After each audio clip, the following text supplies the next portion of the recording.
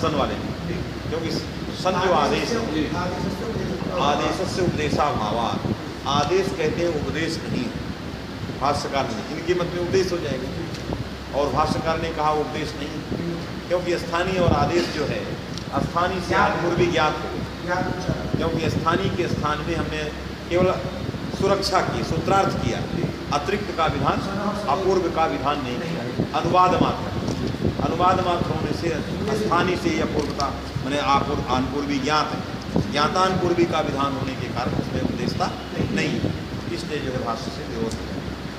वो छोड़ते हो ना आदि ना जकार आदि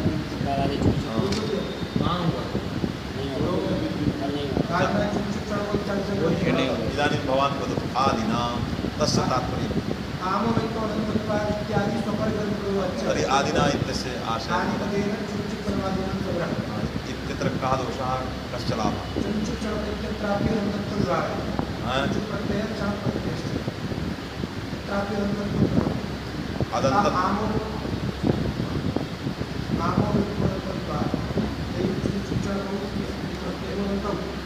तेन को लाभः? तत्र अदन्तेन मकारस्य संज्ञा न भवति, अत्र अदन्तेन को लाभः? मकारस्य संज्ञा इष्टा तत्र भवति, चुंचुक में मकारस्य संज्ञा चंचमः भवति, तत्र मकारस्य संज्ञा इष्टा।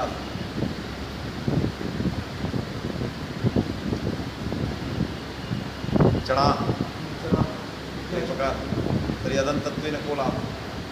तर्हि वक्तव्यम आदिना। उसने उसको समझो क्या है, मैंने मेरा पूछने का तात्पर्य कि उसको सुनो क्या है, उसको छोड़ के मत जाओ, विचार के लिए मेरे पक्ष आपका हाँ मैं पढ़ रखी नहीं बता नहीं पा रहे, इसलिए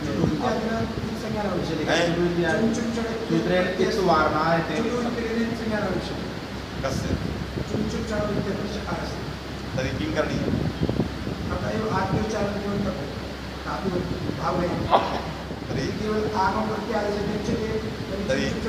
आद्योच्चारणेन संज्ञा कथम अवरुद्धा भविष्यति? कथम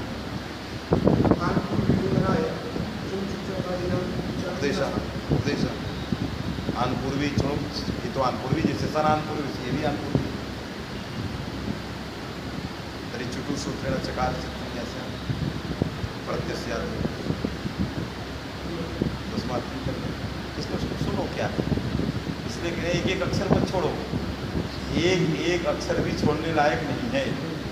देखो इसने कहा कि जैसे आम में अकार मकार को की संज्ञा रोकता है, वैसे चुई चप चुनचुप चणप में यकार आदि में प्रश्लेष है, यहाँ अंत में यकार है, यहाँ इनके आदि में क्या यकार है, तो यकार रहने के कारण क्या होता है कि प्रत्यय का आद्यवय चकार नहीं रहता, इसलिए उसकी संज्ञा नहीं होती। हाँ उसमें लिखा है, क्या लिखा है?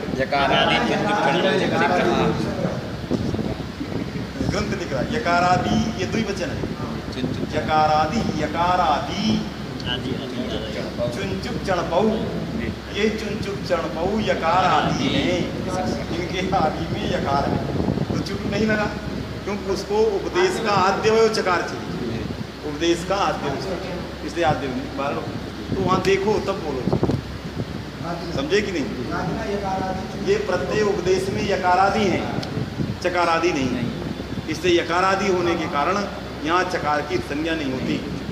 तो उपदेश में यकारादि माने यकार प्रश्लेष है, लुप्त यकारक है, यकार गया है वहाँ, यकारः अस्त्युति उपदेशे यकारः इदानीं लुप्तः, तस्मात् औपदेशिक उपदेशता कहाँ तक है? यकार तक, चकार में नहीं, इससे प्रत्यय का आद्यवय औपदेशिक चकार नहीं है, इसलिए उसकी संज्ञा नहीं होती, इसलिए लिखा यकार आदि। इसलिए देखो पढ़ो, मैं सोचा वहाँ देखोगे स्वयं लगेगा, देखे ही नहीं, बोल रहे हैं, इसलिए मैंने कहा कि उसको पढ़ो। आदेश मैंने सना सन में जो आदेश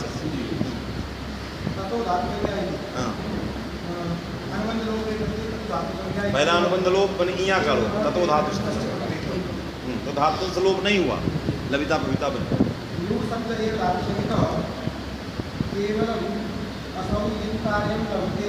लगा। लू शब्दा धातु संज्ञा असौ इत कार्यम लभते, धातु संज्ञा लू की होती है, इत कार्य लूल प्राप्त करता है, लू ही नहीं प्राप्त करता। समझ में आया? इससे धातुओं से लोप नहीं हुआ, क्योंकि धातु संज्ञा लू की है, लू की है ही नहीं, इससे न धातुओं से लोपा, तस्मान न धातु रूपे निषेध नहीं किया, गुण हो गया, लविता पविता बन गया।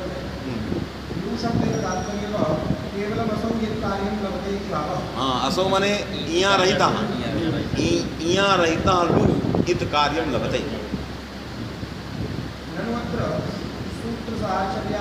अब इस भाष्य का विरोध आ गया, क्योंकि धातु सूत्र गणों आदि के को उपदेश मानने वाले आचार्यों के मत में लुई में इया की संज्ञा करने के लिए धातु संज्ञा करना अनिवार्य है।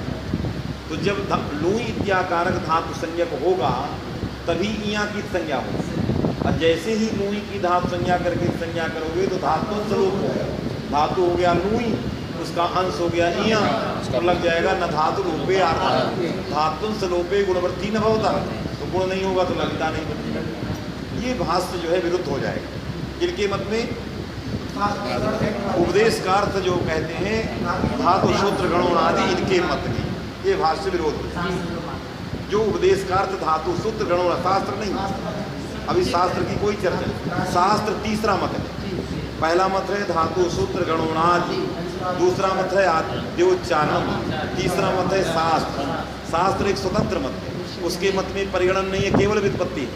तो दो जो मत हैं वो वहाँ व्युत्पत्तियों का भेद है। प्रथम जो मत है उसमें परिगणन और व्युत्पत्ति दोनों हैं। व्युत्पत्तियाँ परिगणन तक सीमित हैं, उन्हीं के लिए व्युत्पत्ति हैं जो परिगणित हैं, ये प्रथम मत है। दूसरे मत में उपदेशनम उपदेशा, यहाँ कोई परिगणन नहीं है जहाँ तक व्युत्पत्ति जाए, और तीसरा उपदिश्यते नैन में भी जहाँ तक व्युत्पत्ति जाए, केवल व्युत्पत्तियों का भेद है, प्रत्यय का भेद है, माने व्युत्पत्ति का भेद है, प्रत्यय है दोनों हैं। बात समझ में आई? तीन प्रकार के मत हैं। ये प्रथम सबसे मूल मत जो है ऊपर का धातु सूत्र गणों आदि, उसका खंडन। तीसरे को अभी ये स्पर्श नहीं किए, तीसरे को स्पर्श शुरू में किया है, प्रौढ़िवादी वहाँ किया, वहाँ तीसरे को हटाया है। क्योंकि इसलिए हटाया कि इनके मत में भाष्य विरोध हो रहा था, भाव भयंतवादी के मत में वो भाष्य विरोध हो रहा था, क्योंकि भाष्यकार ने कर्ण में गए करके शास्त्रम किया था, उसको उस भाष्य को हटाने के लिए उसको हटाया। उससे नागेश सिंह का मतलब नहीं था, उस भाष्य को केवल हटाना था बस। बात समझे कि नहीं? तो उस भाष्य को हटाने के लिए उन्होंने जो है उतनी बात कर दिया कि ये प्रौढ़वादी, उस प्रौढ़ को अप्रौढ़ बनाने का काम नागेश ने, कि वो प्रौढ़वादी नहीं, सिद्धांती है, और वो व्युत्पत्ति सही है, वो शास्त्र सही है, उसके बिना गति नहीं, आगतिक गति। वो अर्थ बिना घय के, कर्ण में घय किए बिना वो अर्थ नहीं निकल सकता, इसलिए निश्चित करना पड़ेगा, और उस अर्थ के बिना इन जगहों में काम नहीं चल सकता, इसलिए अवश्यम भावी। बस में कि नहीं? इसलिए वो तीसरा मत अलग है। ये सबसे पहले अपने पूर्ववर्ती आचार्यों का खंडन है, उत्तरवर्ती तो खंडन नहीं, क्योंकि उत्तरवर्ती थे ही नहीं, खंडन कैसे? ये अपने पूर्ववर्ती आचार्यों का खंडन कर रहा है, धातु सूत्र गणों आदि वाक्य लिंगानुशासन। तीसरे जो इनके उत्तरवर्ती जो आचार्य हैं, इन्होंने दीक्षित के खंडन करके और पूर्ववर्ती में संशोधन का काम किया, बस केवल परिगणन हटा, व्युत्पत्ति मात्र ले, इतना अंश कर परिवर्तन करके शुद्ध निकालते कि भाई वो प्राचीन ठीक थे, थोड़ा कमी थी उसमें अपनाए दे रहे हैं, थोड़ा जो कमी है उसमें थोड़ा मिला दे रहे हैं काम से। जैसे उन्होंने कहा प्रातिपदिकार था सत्ता, इन्होंने कहा नीतोपस्थित का, तीसरे ने कहा प्रवृत्ति निमित्त तदाश्रय। तो प्रवृत्ति निमित्त और सत्ता में कोई अंतर नहीं, बात तो वही थी, कितना अंश जोड़ दिया है? आश्रय, ये जोड़ करके आगे बढ़ गए। सत्ता एकम प्रातिपदिका था, यानी पंचकम, पांचों नियत है तो पंचकम, जितने पांच में जो नियत है, और प्रवृत्ति निमित्त तदाश्रय में द्विकम। दीक्षित में कोई विशेष चीज नहीं है। नागेश में ठीक है, दीक्षित में अलग, आपने क्या अलग नहीं डाला, दो का एक अलग विशेष। तो मैं दीक्षित जी मूर्ख थोड़ी थे कि मुनि उनको कह देंगे ना जबरदस्त विचार था। हाँ नागेश ने जबरदस्ती मतलब खंडन करने के चक्कर। नागेश कोई मूलक ग्रंथ थोड़ी नहीं दिए, ठीक है तो किए हैं। तो नागेश एक समीक्षक आचार्य थे, विचारक थे, टीकाकार थे, व्याख्याकार थे। तो नागेश ने परिष्कृत किया है, दीक्षित को भी परिष्कृत कर दिया है। उनका दीक्षित के कहाँ कहाँ खंडन, जहाँ जरूरत समझे वहीं खंडन, सब जगह थोड़ी है। कैयट का जहाँ जरूरत है वहाँ खंडन। चलिए अब ये इस भाष्य को देखो लगा रही है कि नागेश लगा कि लविता पविता में प्राचीनों का जो धातु सूत्र गणों आदि में आप कह रहे हो, जब तक धातु संज्ञा नहीं होगी तब तक उसकी संज्ञा नहीं होगी। तो धातु सूत्र में सूत्र का मतलब क्या होता है? पाणिन पठितान पूर्वी, वही सूत्र है। तत्साहचर्यात धातु कैसी ली जाएगी? पाणिन पठितान पूर्वी। तो पाणिन पठितान पूर्वी क्या थी? लुई, यहाँ युक्त पाणिनि पठितान। अब पश्चात धातु संज्ञा होती है, प्रथमम अनुबंध लोपा पश्चात धातु संज्ञा। तो लुई इत्याकारक आन पूर्वी में पहले अनुबंध चला जाता है। तो हम धातु सूत्र में सूत्र की साहचर्य से धातु पद व्यवहार्यत्व तो किसमें है? पाणिन पठितान पूर्वी में।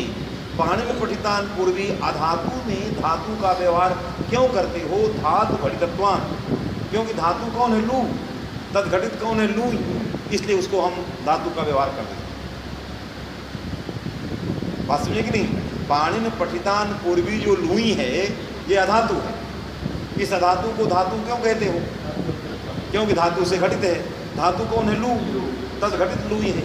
तो लुई उससे घटित होने से, क्योंकि भविष्यत में लू जब इया से रहित लू होगा उसमें धातु संज्ञा होगी, तो भविष्यत कालिक धातुत्व को लेकर के लुई में हम धातुत्व व्यवहार करके उसकी इया की संज्ञा कर देंगे। उस समय वो धातु नहीं है, तो धातु सलोप नहीं है, लविता बन जाएगा। धातु सूत्र गणों आदि के उपदेश मानने पर यह भाष्य विरोध कहाँ है? बात समझे कि नहीं? ये भाष्य विरोध नहीं। आप कहते हो कि प्रथमम धातु संज्ञा तथा अनुबंध लोपा, हम कहते हैं प्रथमम अनुबंध लोपा ततो धातु संज्ञा। तो प्रथमम अनुबंध लोप में बाद में धातु संज्ञा पक्ष में हमारे मत में कैसे अनुबंध लोप होगा जब तक धातु संज्ञा नहीं होगी? तो हम कहते हैं भविष्यमान धातुत्व को लेकर के हम पहले अनुबंध का लोप करते हैं, क्योंकि लुई में लू जो है भविष्य में उसकी धातु संज्ञा होना है। तदघटित जो लुई है उसमें भी हम धातुत्व व्यवहार कहते हैं। बात में कि नहीं? इसलिए उसमें उपदेश पद व्यवहार्यत्व आ गया बिना धातु संज्ञा के। बिना धातु संज्ञा के लुई में उपदेश पद व्यवहार तो आ गया। क्यों? भविष्यमान धातु घटितत्व है, इसलिए उसकी संज्ञा कर देंगे। एक साल बाद में मरने वाला बूढ़ा हो गया, मरेगा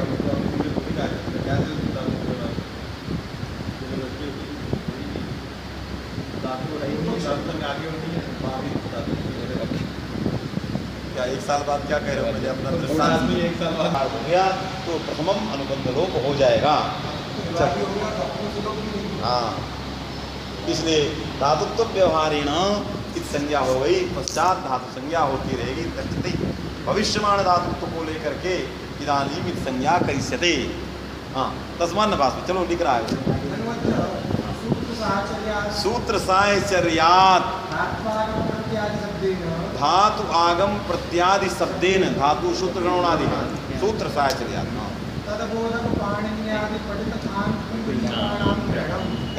सूत्र जो है क्या लिया जाता है? आन पूर्वी का नाम तद वो सूत्र बोधक पाणिनि पठित आन पूर्वी लिया जाता है। उसी तरह लुई धातु से क्या लिया जाएगा? धातु बोधक पाणिनि पठित आन पूर्वी। तो धातु लू का बोधक कौन है? लुई।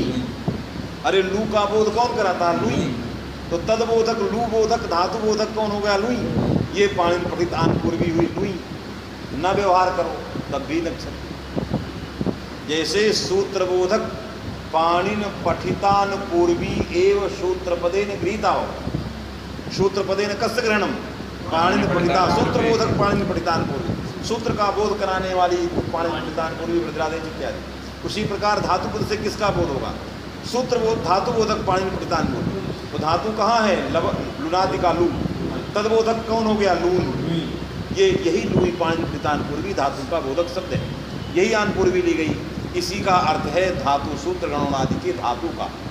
इसलिए यहाँ की संज्ञा हो गई। अब यहाँ धातु से लोप तो है नहीं, क्योंकि इसकी धातु संज्ञा कहाँ? इसलिए लक्षण धातु का अर्थ ये नहीं है धातु संज्ञा। धातु का अर्थ क्या है? धातु बोधकम, जो पाणिनि पठितान पूर्वी शब्द। तो धातु बोधक पाणिनि पठितान पूर्वी शब्द कौन हो गया? लूई।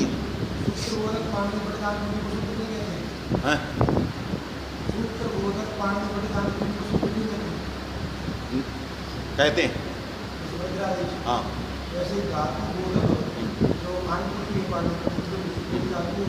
इसलिए नहीं कि क्योंकि यहाँ संज्ञा करना है, धातु संज्ञा। धातु संज्ञा इसकी नहीं होती, इसलिए इसको धातु नहीं कहते। इसमें इतना अंतर है।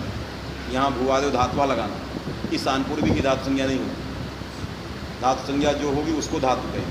लुनाद का लू की धातु संज्ञा, उससे ती लाना है। तो लुनाद का लू धातु संज्ञा। तदबोधक कौन हो गया? लूई। ये पाणिनि पठितान पूर्वी लूई है। वो लुनाद के लू का बोधक, धातु संज्ञा उसकी हुई। तदबोधक पाणिनि पठितान पूर्वी ये धातु नहीं है। क्यों? इसकी धातु संज्ञा नहीं है। बात समझे? इतना अंतर है। तो पाणिनि पठितान पूर्वी जो शब्द समुदाय है, जो वर्ण समुदाय लूई है, वो धातु पद से गृहीत है, धातु सूत्र से। इसलिए इसकी संज्ञा हो गई। धातुओं से लोप नहीं रहा, तस्मान् निषेध नहीं लगेगा, लविता पविता बन जाएगा। अस्मन् मते इदम भाष्यम न विरुद्धम।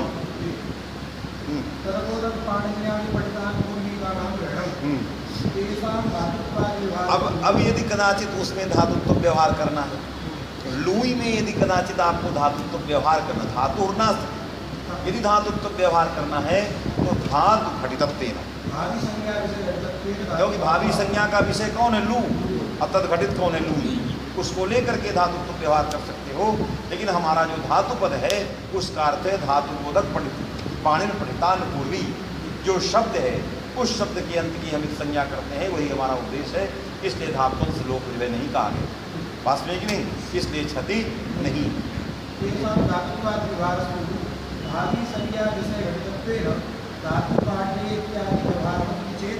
हाँ, ये पूर्व पक्ष है।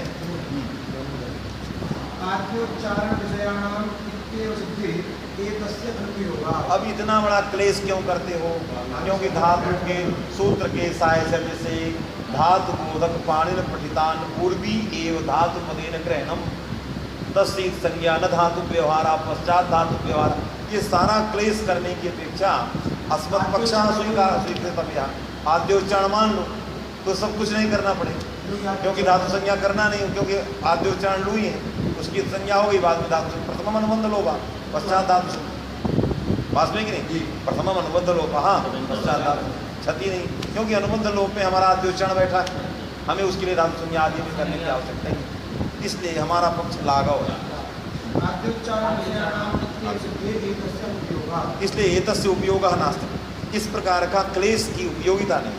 क्यों? आद्योच्चारण पक्ष मानने पर लाघव। और दूसरी बात, यदि इस प्रकार का फल मुखम गौरवम न दोषावहम, क्योंकि इस प्रकार में लविता भाष्य जो है विरोध हट रहा है, फलमुख गौरव है, कहोगे ये दोषावाह नहीं है, चलो यही अरुचि मान लेते हैं।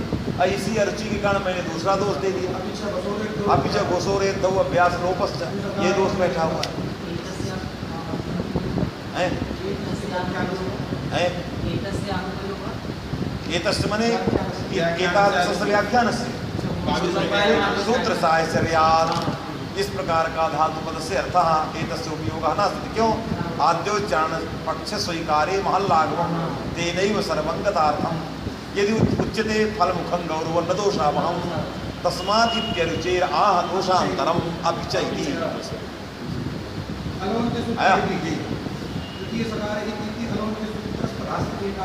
लगा द्वितीय सकार इत्याकारक भाष्य कयितादिकम विरुद्धम। किस पक्ष में? धातु सूत्र गणोनादि, क्योंकि नेदम सूत्र न च धातु न च प्रत्यय न च आगम। द्वितीय सकार न सूत्र है न धातु है, कुछ नहीं, विरुद्धम। तो अलवंत्यस मने अलवंत्याद पूर्व था, न तो अलवंत्यस से सूत्र मने अलवंत्याद पूर्व था, सूत्र का भाष्य है विरुद्धेत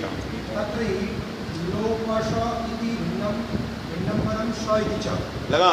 लोपसा में लोप शब्द से सु विभक्ति आ गई, तो ये भिन्न पद है। अस्सा वहाँ प्रश्लेष है, दूसरा पद है, तो लोपसा एक पद, अस्सा दूसरा पद आया। द्वितीय जो सकार है वो इत है, द्वितीय सकाराइत, वो सकार न धातु है, न सूत्र है, न गण है, न लिंग है, न उपदेश है, नहीं उसकी संज्ञा नहीं होगी अलंकृत, यही भाष्य विरुद्ध हो जाएगा।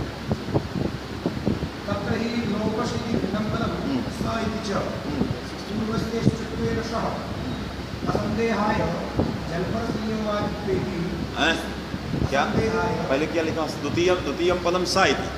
हाँ, पहले वाले तालव्य दंत सकार को अस्तित्व तालव्य हो, क्योंकि सु विभक्ति वाला दंत सकार है।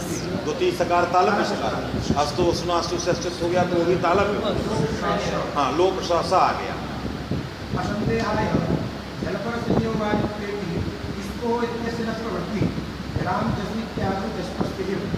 इसने कहा कि अस्को संवाद से लोप क्यों नहीं करते, क्योंकि झलपरक संयोग हो गया। वो कहता है झलपरक जहाँ सकार ककार का संयोगादि जो सकार है, तो झलपरक संयोगादि हो गया, झल में कौन हो गया? द्वितीय सकार।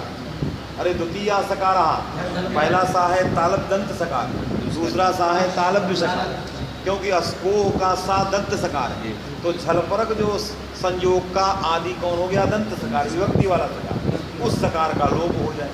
क्यों नहीं लोप किए? अस्तित्व जो है असिद्ध हो जाए, लोप आदि की दृष्टि में पहले लोप ही हो जाए। तो उसने कहा कि असंदेहाय, असंदेह हो जाएगा कि विभक्ति वाला है कि ये विभक्ति रही कि नहीं रही, क्या रहा, इसलिए वहाँ संदेह होगा। विभक्ति ही अस्ति नवा निर्विभक्तिकम वा सविभक्तिकम वा यदि संदेहा। इससे हमने वहाँ साक्षात विभक्ति का निर्देश कर दिया कि किसी प्रकार का संदेह न रहे कि यहाँ दो, एक सकार विभक्ति का है, दूसरा प्रश्लेष का है। इस असंदेह को संदेहाभाव करने के लिए हमने वहाँ लोप नहीं किया। जैसे उदाहरण, जैसे झलाम जस झस, झलाम जस के सकार को जस्त नहीं किया, नहीं, झलाम जस का जो तालव्य सकार है उसको जस्त हो जाएगा ज, तो झलाम जज झस ऐसा हो, तो वहाँ संदेह होने लगेगा ये जज है कि जस झस है, झलाम जस जस तो जज है कि जस है झस है, ये संदेह हो जाए।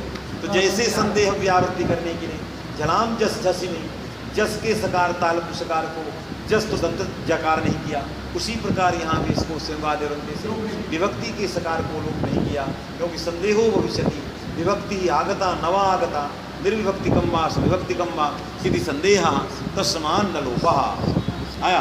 असंदेहाय यथा झलाम जस जस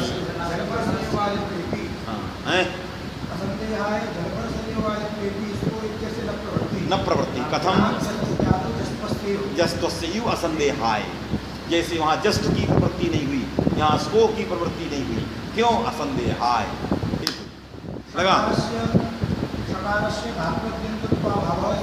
अयम सकारा धात्वादि अन्यतमत्वाभाव विशिष्टा अस्पष्ट। ये सकार धातु सूत्र गणौणादि के अंदर नहीं आता, धात्वादि अन्यतमा भाव, धात्वादि अन्यतम नहीं, इसलिए सकार से संज्ञा न भविष्य तस्मात् भास विरोधा अस्पष्ट है।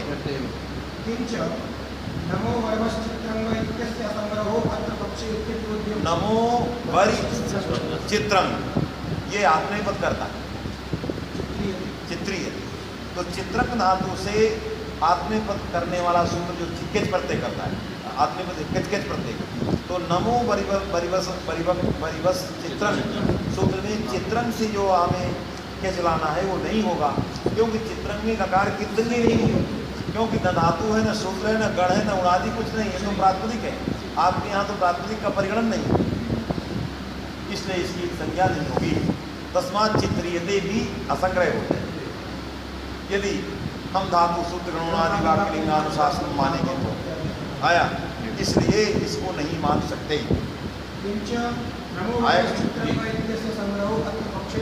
असंग्रहात् पक्षे अत्र मने धातु सूत्र गणोनादि परिगणित पक्षे, परिगणन पक्षे असंग्रह, यदि इदम इदम परिगणन नास्ति केवलम उदाहरण मात्रम। अरे कभी कभी थोड़ा गिना दिया जाता है तो उसका मतलब ये नहीं है कि अब बस इतने में रह जाना। अस्थाली कुलाकर न्याय कुछ हमने गिना दिया, अन्य भी गृहीतव्या तदा कुत्रा भी दोषाना, तब कहीं कुछ संग्रह असंग्रह कुछ है ये नहीं। कहाँ लिखा है कि धातु सूत्र गुण आदि का मैं परिगणन कर रहा हूँ? कुछ गिना दिया उपलक्षण में तक वास्तव में कि नहीं कुछ कर दिया। अब सब जितना उनका पूर्व पक्ष था सब तो उठा के रख दिए। जितने ये सब रखे हैं वहाँ प्रक्रिया कौमुदी के टीकाकारों का पूर्व पक्ष है, इनको यहाँ पूर्व पक्ष बना के खंडन किए। जितने वहाँ के पूर्व पक्ष हैं दीक्षित जी ने उन पूर्व पक्षों को उठा के यहाँ खंडन किया। स्वयं वहाँ खंडित है, 80% पूर्व पक्ष वहाँ खंडित है। उत्तर पक्ष इनका उनका एक ही है, क्योंकि एक ही गुरु के शिष्य थे, कोई दूसरा मत ही नहीं, सिद्धांत कोई दूसरा भेद ही नहीं रह गया।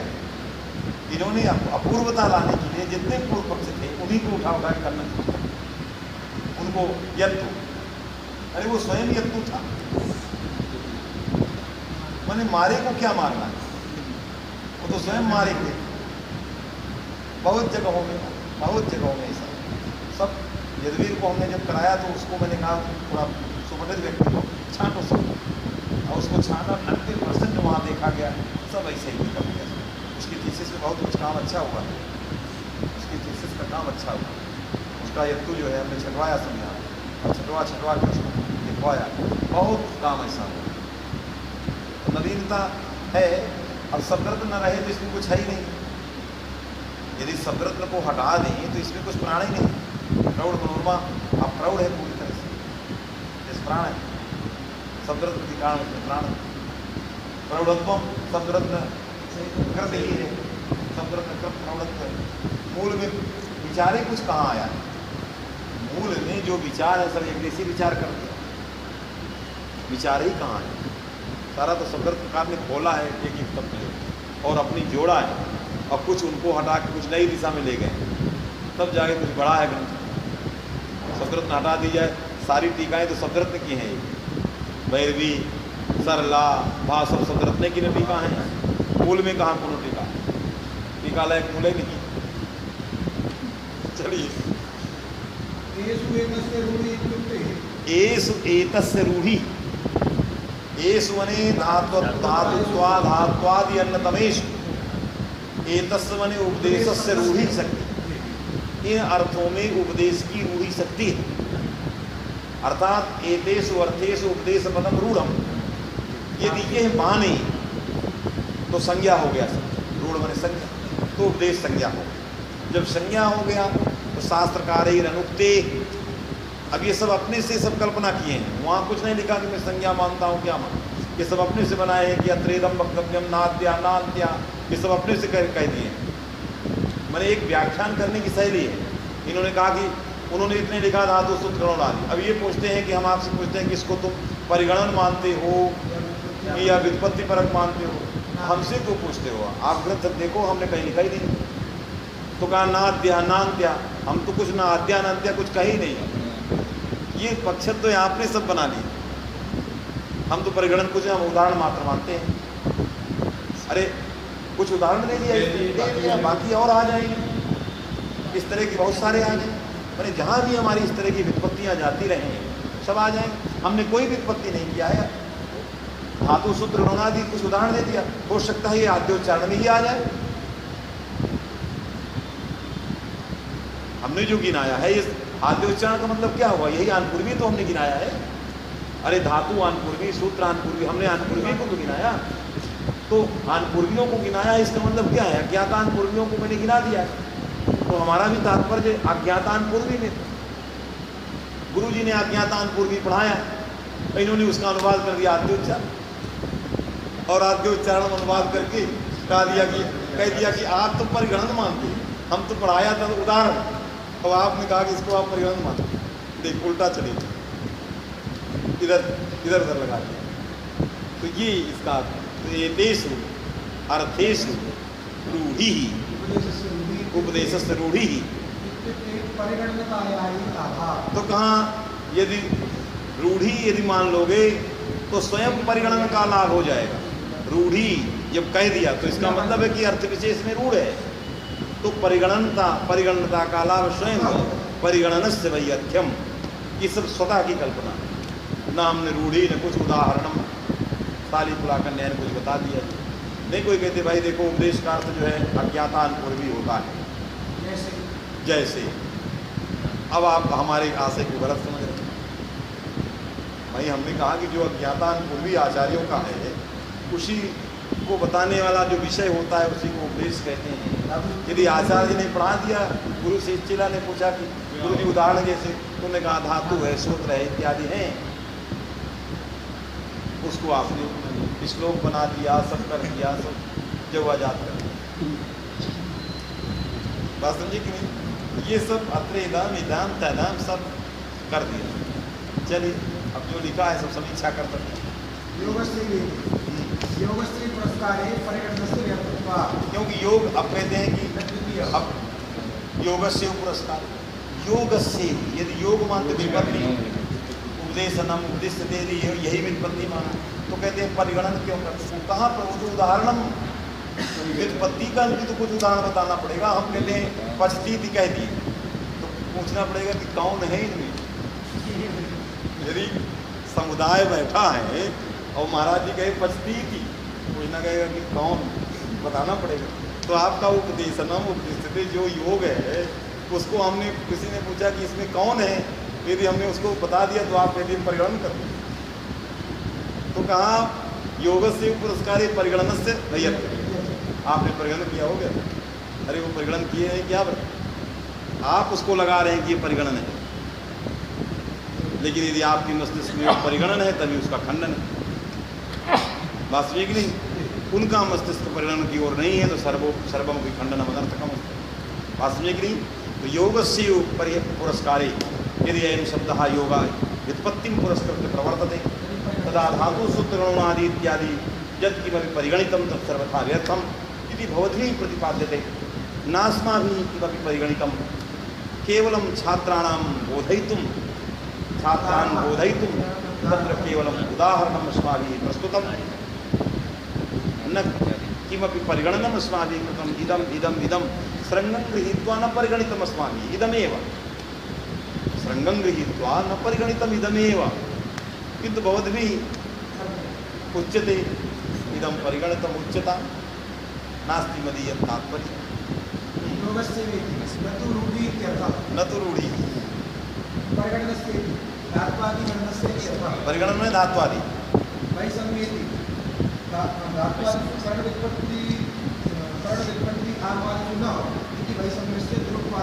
धात्वादि में क्योंकि यच्च व्याचक्षते व्याचष्टे व्याचक्षाते व्याचक्षते बहुवचन का प्रयोग है। व्याख्याकारों के लिए बहुवचन करते, कभी कभी अपने गुरु जी के लिए एक वचन करते। मैंने दीक्षित जी ने कुछ के लिए बहुवचन करते, शेष श्री कृष्ण के लिए एक वचन करते। व्याचक्षते में कई लोग आ गए थे, विठलाचार्य को भी ले लिया है, शेष श्री कृष्ण को भी ले लिया। व्याचक्षते यच्च व्याचक्षते पूर्वार्धोपात्तानां कर्ण व्युत्पत्त्या उत्तरार्धोपात्तानां कर्म व्युत्पत्त्या उपदेश पद व्यवहार्यता। ये जो कहा तो दो प्रकार की व्युत्पत्तियाँ करने में कोई कारण नहीं। दो व्युत्पत्तियाँ क्यों? ये दोनों व्युत्पत्तियाँ वहाँ पूर्व पक्ष में हैं, उन्होंने एक विचार शुरू किया है। आगे कह दिया है कि एकया व्युत्पत्तिया सर्वंगतार्थ, स्वयं शेष श्रीकृष्ण पंडित ने लिख दिया है कर्ण व्युत्पत्ति है,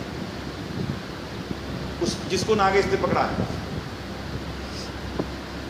तो ये जो व्याख्याकार थे वो कर्म और करण की ओर चले और अंत में हटा दिया कि भाई दो व्युत्पत्तियों का मतलब ही नहीं है, उनमें भी करणता बैठी है, इसलिए एक ही व्युत्पत्ति से कर दिया। इन्होंने कह दिया भाई सबने दीजिए बाबा, पूर्वार्धोपात्ता नाम कर्ण व्युत्पत्ति उत्तरार्धोपात्ता नाम कर्ण व्युत्पत्ति भवद्भिः कृता नमत मया कृता।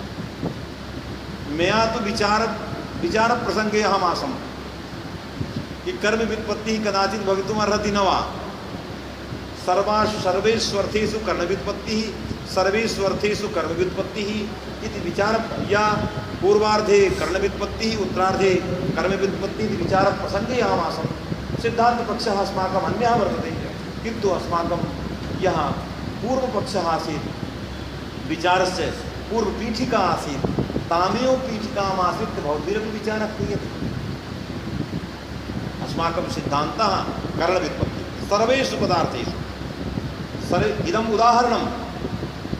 उदाहरणम् आश्रित्य केवलम् एकैव व्युत्पत्तिः स्वीकरोति श्रीशेषकृष्णपण्डितः कर्णव्युत्पत्तिः उपदिश्यते अनेन तद्भाष्यं प्रस्तौति प्रौढवादिभाष्यं तमेव भाष्यमाश्रित्य नागेशः शेष श्रीकृष्णपण्डितं पोषयति उसी का नागेश ने पोषण कर दिया एकस्मात् गो सर्वविद्यालाभा वही ठीक है आद्योच्चारणं न समीचीनं न नागेशेन न कुत्रचिदोक्तम् इदमपि समीचीनं तदपि समीचीनं यत्र भावघयन्तेन कार्यं प्रचलति तदा सावित्पत्तिः स्वीकर्तव्या यत्र करणव्युत्पत्त्या कार्यं प्रचलति तत्र सावित्पत्तिः स्वीकर्तव्या इसलिए उपदेश पदार्थस्य क्वचित् आद्योच्चारणं क्वचित् शास्त्रम्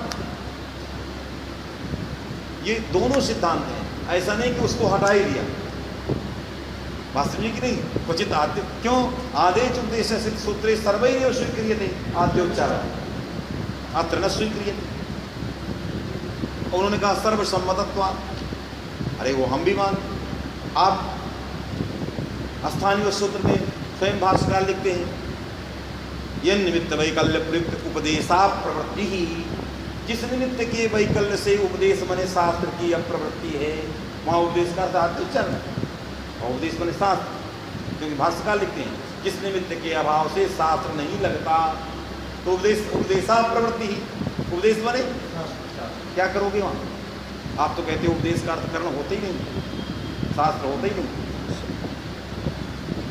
अब तो वहाँ शास्त्र करना पड़ेगा भाष्य दे दिया इसलिए सर्वम पूर्व पीठिका ये सब पूर्व पीठिका चलिए नहीं हम तो दूसरी खंडन में लग जाएंगे बंद करते हैं पुरस्कारे तो बता दिए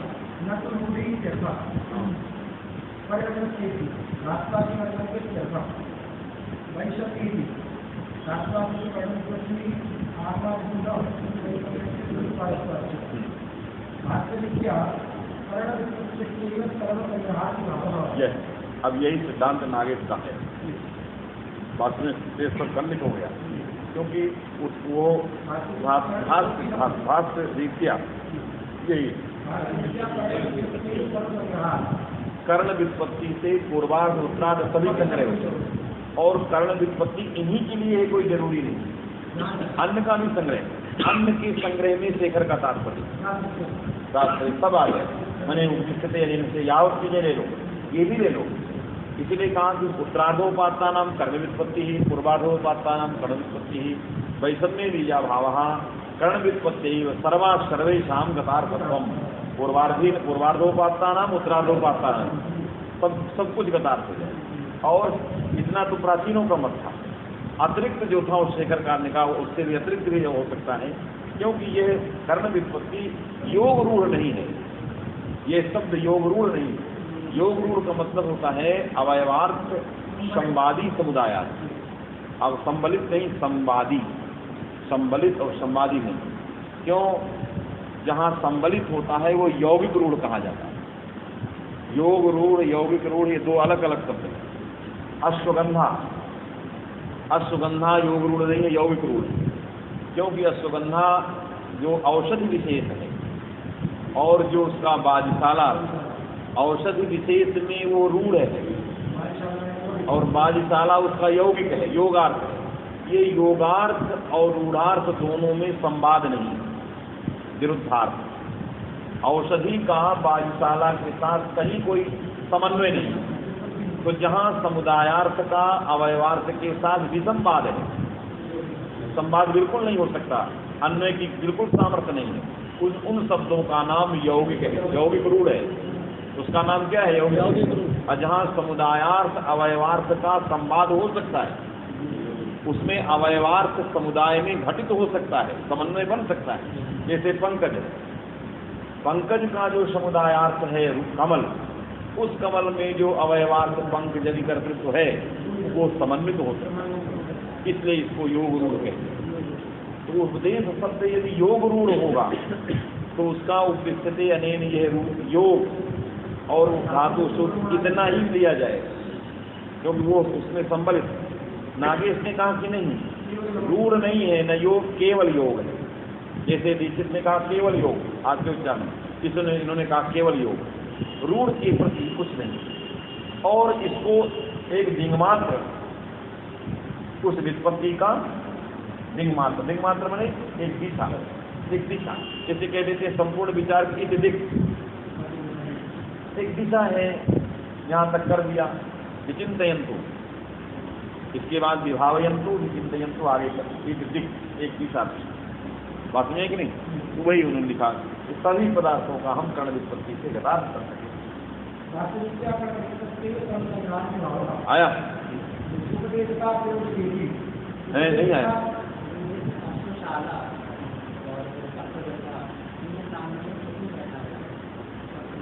इसके अश्वगंधा शब्द है। अश्वगंधा के दो अर्थ, एक है औषधि, दूसरा है बाजिशाला। ये दो अर्थ हैं। इन दोनों अर्थों का परस्पर संवाद है कि विसंवाद? विसंवाद। विसंवाद है तो ये यौगिक, इसका जो बाजिशाला है वो योगार्थ है, औषधि विशेष रूढ़ है। ये रूढ़ार्थ अवयवार्थ विसंवाद, यही यौगिक में। तो अंतर क्या है? योग रूढ़ और यौगिक रूढ़ का कोई अंतर नहीं बता सकता। यौगिक रूढ़ का और योग रूढ़ का क्या अंतर करेंगे? अरे व्युत्पत्ति वहां भी है, व्युत्पत्ति यहाँ भी है, रूढ़ वहां भी है, रूढ़ यहाँ, क्या अंतर? एक जगह संवाद है और एक जगह विसंवाद है, यही अंतर। एक जगह दोनों आकाश पाताल की तरह अंतर है और एक जगह दोनों अन्वित हो सकते। बात सुनिए कि यही अंतर। बाजिशाला में जो है उसका जो है अश्व का अश्व गंधवत मने अश्वस्य गंधा यत्र, गंध मने अश्व का गंध जिसमें है, ऐसे अर्थ में बहुरी करके बाजिशाला करते हैं। और अश्वगंधा चूर्ण है, अश्वगंधा अरिष्ट चूर्ण है, अरिष्ट है, तमाम दवाइयाँ अश्वगंधा है, उसका बाजिशाला से क्या लेना? ठीक, चलिए। उपदेशता प्रयोजक धातु बहुपाद अवच्छिन्न, यह जो है अर्थ है हलमजम सूत्र। यह पूर्व सूत्र उपदेशजन नासिक के साथ विरोध हो जाए। क्यों? यदि धातु सूत्र गौण आदि का रूढ़ अर्थ लेते हैं तो इसका अर्थ क्या होगा, और यदि उसका योगार्थ रूढ़ार्थ से लेते हैं तब भी विरोध होगा। मैंने बताया कि उपदेशता का प्रयोजक तदवच्छेद की भूत जो धर्म, तद्धर्मावच्छिन्न जो समुदाय, उस समुदाय का अंत जो हल, वो एक संज्ञक होता है। तो उपदेशता प्रयोजक जो धातुत्वाद्यन्यतमत्व, यदि व्युत्पत्ति करते हो तो उपदेशता की प्रयोजकता चित्रंग में बैठी है, वहाँ धातुत्वादि अन्यतमत्व नहीं है। इसलिए धातुत्वादि अन्यतमत्व जो है वो उपदेशता के प्रयोजकता का अवच्छेद की भूत धर्म नहीं हो सकता, न्यून प्रतित्व, क्योंकि अच्छेदक अन्यून अतिरिक्त पदार्थ होता है कि नहीं। तो धातुत्वादि अन्यतमत्व वहीं रहना चाहिए जहाँ जहाँ उपदेशता रहे, जहाँ जहाँ उपदेशता रहे वहीं वहीं धातुत्वादि अन्यतमत्व। उपदेशता का तात्पर्य उपदेशकरणता, उपदेश की करणता चित्रंग में है, लेकिन वहाँ धातुत्वादि अन्यतमत्व नहीं है। फिर क्या रहा? तस्मात न्यून वृत्ति, ये न्यून वृत्ति धर्म है, वहाँ करणता अधिक देश में बैठी है, ये अल्पदेश में बैठा है, इसलिए यह उसका उच्छेदक नहीं हो सकता। और इन लोगों ने धातुत्वादि अन्यतमत्व को कर्ण व्युत्पत्ति करते हुए भी उच्छेदक बना दिया, इसलिए यह ग्रंथ विरुद्ध है। यदि इसको केवल रूढ़ मानते तो धातुत्वादि अन्यतमत्व को उच्छेदक बना सकते। तो उपदेशता का अर्थ होगा उपदेश शब्दता, केवल रूढ़ का अर्थ होगा रूढ़ पक्ष में, रूढ़ी पक्ष में उपदेश का मतलब क्या हुआ? उपदेशता, उपदेश शब्दता। उस उपदेश शब्दता का अवच्छेदक जो होगा वो धातुत्वादि अन्यतमत्व ही होगा, क्योंकि उपदेश शब्दता इन्हीं में बैठी है। इन्हीं है, क्योंकि रूढ़ है, उधर नहीं जाए, विपत्ति नहीं। तो उपदेशता माने उपदेश शब्दता, तो उपदेश शब्दत्व केवल इन्हीं में बैठा है। जब इन्हीं में उपदेश शब्दता भी है, अधातुत्वादि अन्यतमत्व भी है, तो अन्यों अतिरिक्त हो जाने के कारण उच्छेदक हो सकता है। यदि रूढ़ मान तो इनको भी कहते हो, और पूर्वार्धोपात्ता नाम, उत्तरार्धोपात्ता नाम ये भी कहते हो, और वो उच्छेदक भी इनको बनाते हो, ये सब भी असंगत है। बात समझे?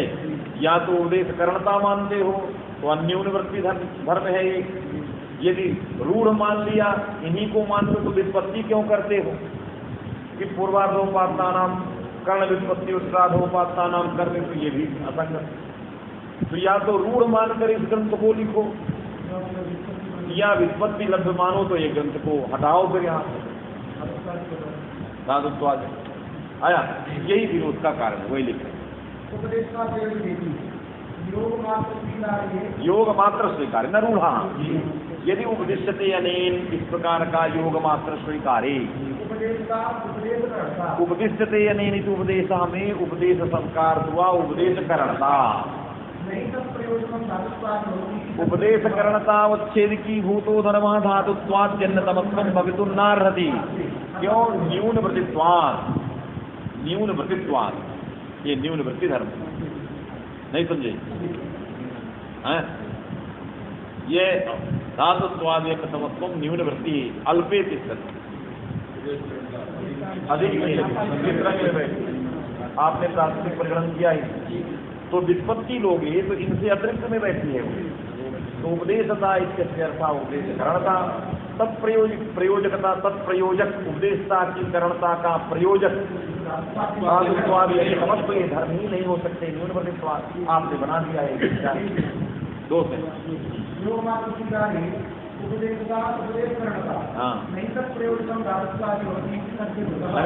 तत्प्रयोजकम मैंने अवच्छेदकम, तत्प्रयोजकम अवच्छेदकम नहीं, तदवच्छेदकम धातुत्वादिकम भवति है।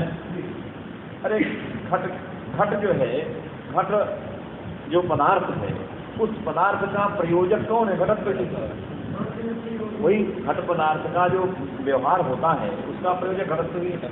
तो इसने कहा कि उपदेश की करणता, और उस करणता का जो उपदेश का करण है, इस करणता का व्यवहार कराने वाला धर्म का धातुत्वाद वो उसका अवच्छेदक नहीं हो सकता। वही कह रहा प्रयोजक माने अवच्छेदक। असंज्ञा है, संज्ञा से मैंने रूढ़ है, यदि रूढ़ मान लेते हो तो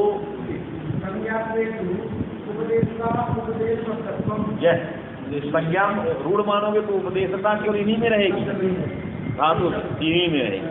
धातु सूत्र गणोनादि वाक्य लिंगानुशासन, इसी में उपदेशता माने उपदेश शब्दता, अर्थात उपदेश शब्दत्व एतेष अधात्वादि अन्यतमत्व एतेष तस्मात् अन्यून अनतिरिक्त हो गया, तो उपदेशता प्रयोजक जो धातुत्वादि अन्यतमत्व धर्म हो गए, सब धर्मावचित समुदायान के हल इत्याकार विरोध नहीं। लेकिन फिर विपत्ति क्यों करते? क्यों विपत्ति? पूर्वार्ध उत्तरार्ध से समझ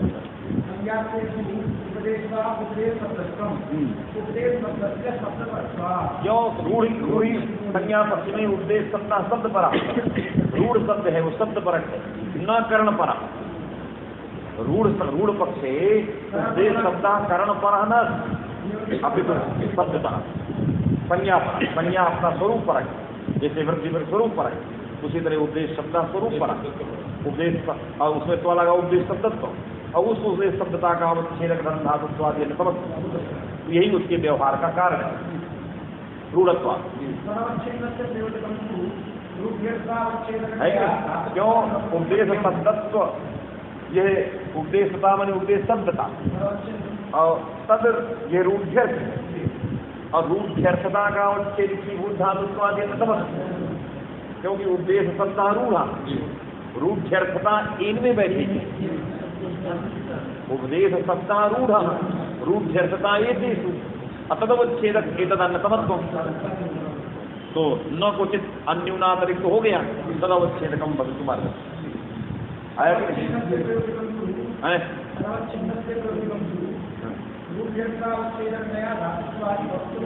सत्यम, वहाँ अन्यून अतिरिक्त हो जाने से उसका अवच्छेदक मान सकते हैं। तो संज्ञा पक्ष में तो मान सकते, लेकिन इस पक्ष में नहीं मानते। और संज्ञाया शास्त्रकारी अनुपे सब कुछ असंगत।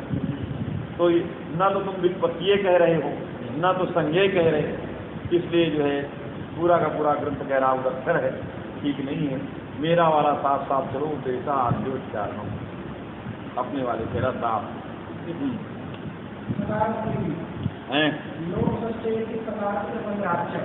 और धातु सूत्र गणोनादि वाक्यलिंगानुशासन सिद्धांत पक्षे लोक के सकार का संग्रह नहीं होगा। क्यों? परिगण में अप्रवेशा।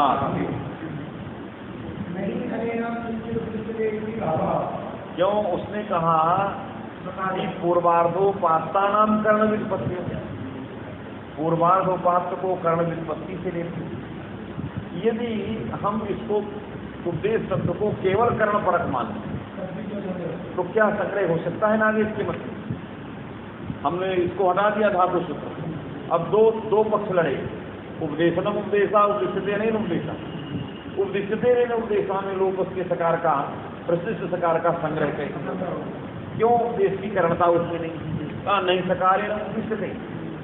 ये इनका करण सूत्र है, सकार सूत्रेण इदम लक्ष्यम उपदिश्यते। सूत्र द्वारा उसमें साधुत्व का उपदेश हो रहा है, न सकारेण किमपि उपदिश्यते। सकार के द्वारा कुछ उपदेश नहीं हो रहा है। उपदिश्यते माने शास्त्रते, अनुशास्त्रते, सूत्रेण शास्त्रते, इसलिए न सकारेण अनुशास्त्रते।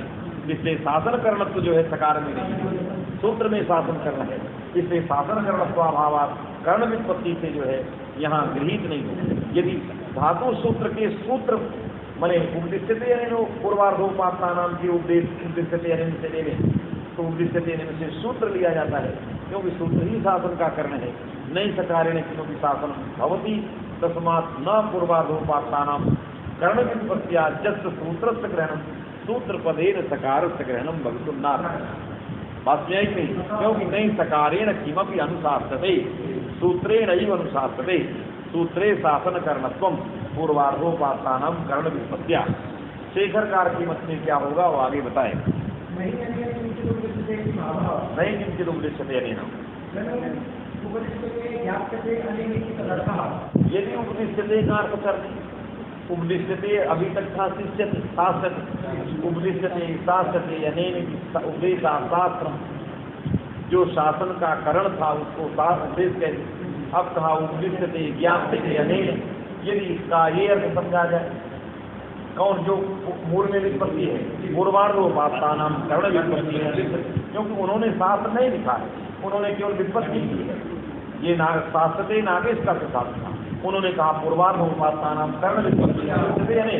और उपदिश्यते की व्याख्या कर देंगे आप देखें तो सकारेण सिद्धम ज्ञाप्यते।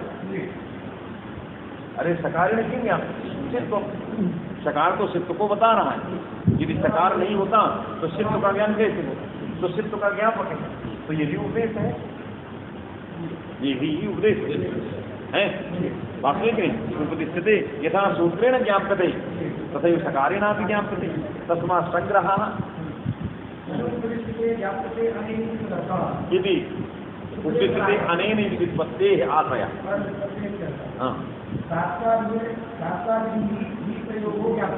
जैसे धातुना प्रयोग ज्ञापते तथैव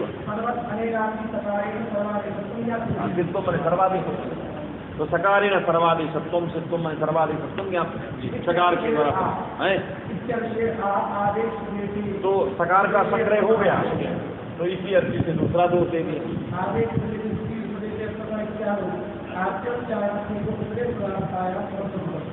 सर्वसम्मत है कि आद्योच्चारण लेना चाहिए। यहाँ सर्व माने भाष्यकारादि सभी। अब ये आया, उसने कहा सर्वसम्मत तो है, लेकिन यत्र कर्ण व्युत्पत्त्यैव अर्थ संगति, जहाँ पर उपदेश में कर्ण व्युत्पत्ति के द्वारा ही अर्थ की संगति है, अर्थ संगति भाष्य संगति, वहाँ कर्ण व्युत्पत्ति अवश्य भावी है, करना पड़ेगा। जैसे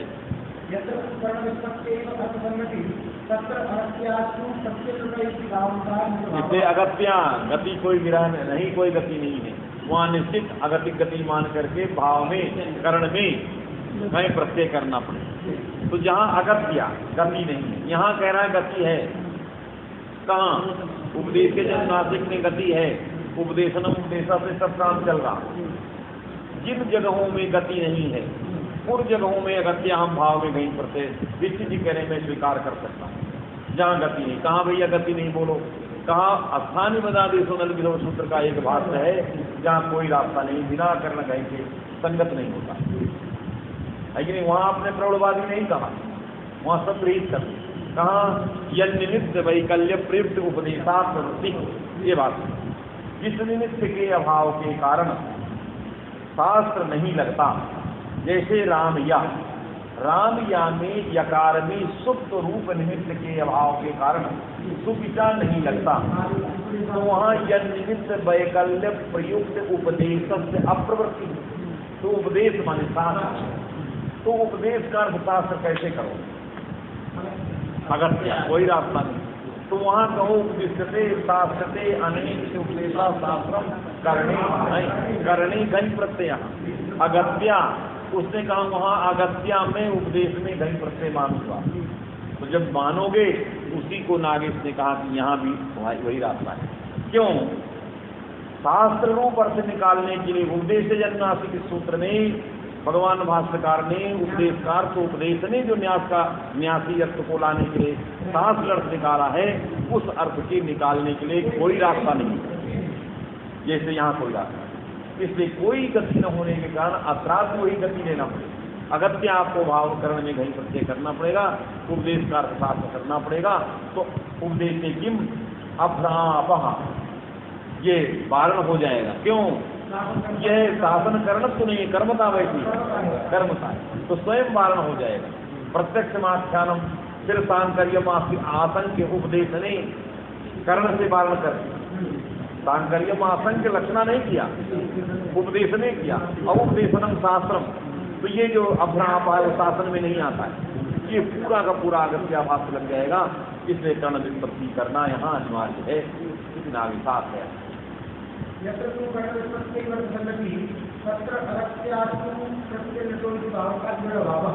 बाहुल का अगत्या युक्त का अभाव, माने बाहुल का युक्त ही बाधक था। अरे युक्त बाधक था और उसका बाधक को रोक दोगे प्रतिबंधक को, तो प्रतिबंध स्वतंत्र हो जाएगा, आ ही जाए स्वभाव में कहीं अकर्ण में कहीं आ जाए। अकर्षण चकार के संज्ञायाम से घई करना है, अकर्षण चकार के संज्ञायाम से घई करना है कर्ण में, उसका बाधक लुट बैठा था, करना अधिक नहीं होगा। बाहुल का लुट को रोक दिया तो सामान्य लग गया, विशेष को रोक दिया तो सामान्य लग गया। तो बाहुल का लुट अभावा अर्थात सामान्य सूत्र लग गया। बाहुल का घई नहीं करना है, जो सूत्र प्राप्त है वहाँ अकर्षण चकार के संज्ञाया प्रायिकत्व आसित वहाँ प्राप्त है, तो स्वयं प्राप्त है। उसको रोकने के लिए जो लगा है उसको रोकना है, वहाँ रोकने वाला कौन है? करना नहीं करना हो, उसको रोकना। तो बाहुल का उसको रोक, बाहुल का जो कहते हैं कि बाहुल का घई, ये नहीं दूसरा है। इसलिए बहुत सारे लोग कहते हैं बाहुल का घई हो, बाहुल का घई नहीं, घई तो प्राप्त है क्या? बाहुल का उसके अपवाद को रोक, तो लुट को रोक दिया तो घई अपने आप, इससे बाहुल का लुट अभाव आनिता है।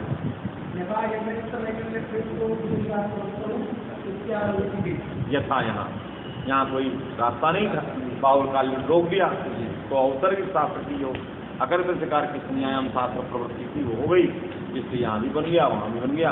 तस्मात् एक पक्षा कर्ण घनता अपरस्त पक्षा भाव घनता दीक्षिता भाव घनतम अंगीकरो नागेशा केवलम कर्ण घनतम अयम शब्द यौगिक नरूढ़ प्राचीन जरुक्तम, प्राचीनों ने जो प्रक्रिया कौमुदीकार ने लिखा है उन्होंने केवल न योग कहा है न रूढ़ कहा है, उन्होंने एक दिशा मात्र दिया है। ये इस तरह के उदाहरण है, इस तरह के उदाहरण है, न उन्होंने शब्द व्युत्पत्ति का नाम ही नहीं लिया है। तो ये एक उनकी एक पद्धति थी, उसको आप चाहे व्युत्पत्ति मानो चाहे एक उदाहरण मानो, बात नहीं। तो इस तरह से उनके व्याख्याकारों ने भी व्युत्पत्ति ही की है, ये भी व्युत्पत्ति से आ सकते हैं, इससे अन्य भी व्युत्पत्ति से आ सकते हैं।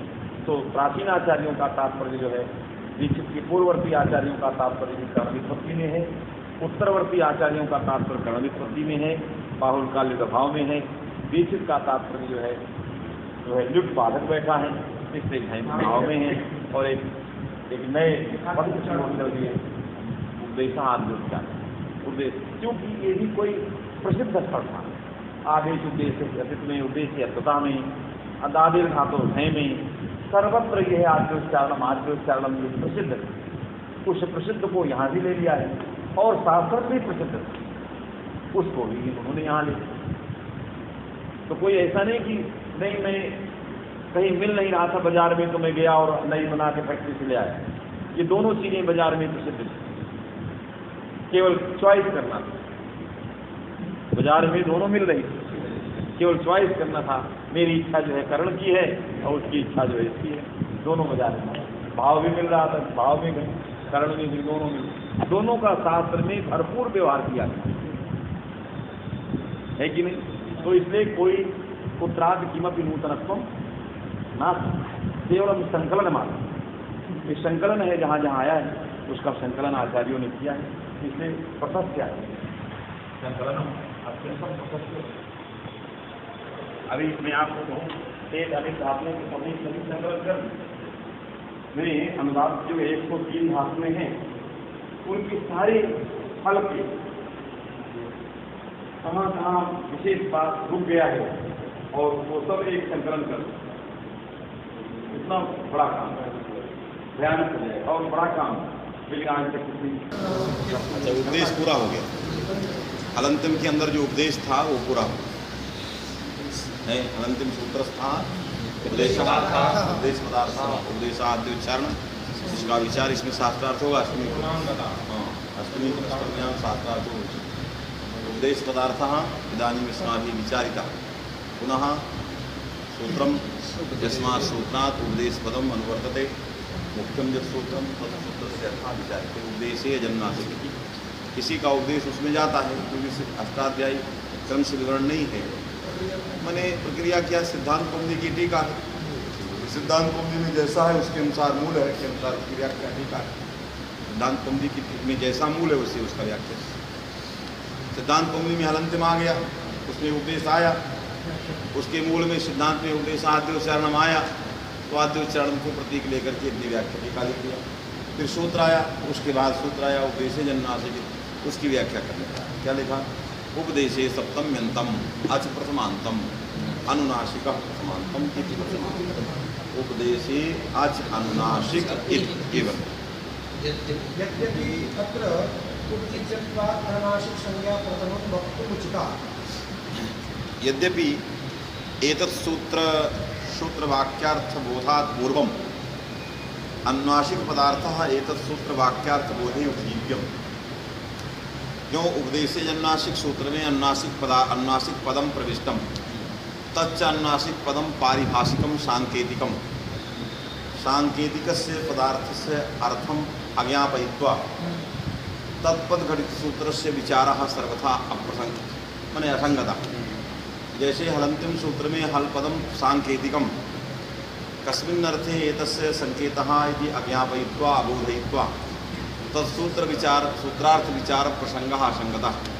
उसी प्रकार से कह रहा है कि इदमपि सूत्रम सर्वथा अनुनासिक पद घटितम, अनुनासिक पदम पारिभाषिकम अर्थ विशेषे सांकेतिकम, सांकेतिकस्य पदस्य सांकेतिक अर्थम आदौ अबोधयित्वा तत्सूत्रार्थ विचारः कथं करिष्यते, तस्मात् उपजीव्यम किम सांकेतिक अर्थ। सांकेतिक अर्थ, क्योंकि ये शब्द अनुनासिक जो है संज्ञा है, संज्ञा सांकेतिक होती है, आधुनिक संकेत है, तो नहीं आधुनिक संकेत है, इसलिए जो है यहाँ उपजीव्यत्वात् अनुनासिक संज्ञा विधायकम सूत्रमादौ वक्तव्य, येन अनुनासिक पदार्थस्य ज्ञानं भवेत्, तदनन्तरम् अनुनासिक पदार्थ ज्ञान पदार्थस्य उपस्थितिः, अच पदार्थस्य उपस्थितिः, उपदेश पदार्थस्य उपस्थितिः, इत पदार्थस्य उपस्थितिः, उपस्थिति पदार्थेन तदत् अर्थ विषयक शाब्दबोधः माने वाक्यार्थबोधः करणीयः। क्यों वाक्यार्थबोधे पदार्थ ज्ञानस्य कारणत्वात्, घटित बुद्धौ घटित ज्ञानस्य कारणं है कि नहीं। तो घटित बुद्धौ माने शाब्दबोधः समुदितः शाब्दबोधः सर्वेषां पदार्थानां परस्परान्वयपूर्वकम् आकांक्षादिबलात् सर्वेषाम् उपस्थितानां पदार्थानां परस्परं सांसर्गिकः यः अर्थः बोधः शयो बोधः शाब्दबोधपदवाच्यः। शब्दादागतः शाब्दः स चासो बोधः शाब्दबोधः। शब्दपदोत्तरजायमाना पंचम्याः प्रयोज्यत्वमर्थः शब्दप्रयोज्यः यः कश्चित् अर्थविशेषे अर्थबोधः स एव शाब्दबोधः। बोधे शब्दस्य प्रयोजकत्वं बोधः प्रयोज्यः शब्दप्रयोज्यः अयं बोधः न हि शब्दजन्यः। प्रयोज्यत्वं जन्यजन्यं यतो हि मध्ये उपस्थितिः भवति अर्थस्य स्मरणं तदनन्तरं बोधः। शब्दात् अर्थस्य स्मरणं तदनन्तरं बोधः जन्यजन्यत्वेन प्रयोज्यत्वं पंचम्यर्थः शब्दप्रयोज्यो बोधः शाब्दबोधः इति प्रयोज्यस्य निवेशः आगतः। तो यद्यपि मूल में आते हैं इसमें आते तो यद्यपि अत्र उपजीव्यम मैंने कारण क्योंकि घटक ज्ञानं कारण ये अनुनासिक पदार्थ जो है सांकेतिक पदार्थ है ये सूत्र के वाक्यार्थ बोध में उपजीव्य है। तो उपजीव्य है तो उपजीव्यतया जो उसकी कारणकूट है उसमें ये भी एक कारण है उसका हमें संकेत किस अर्थ में है इसके लिए हमें अनुनासिक संज्ञा विधायकम सूत्रम पूर्वम करणीयम माने पूर्वम पठितव्यम तदर्थः आदौ करणीय उसका अर्थ हमें पहले विचार कर लेना चाहिए।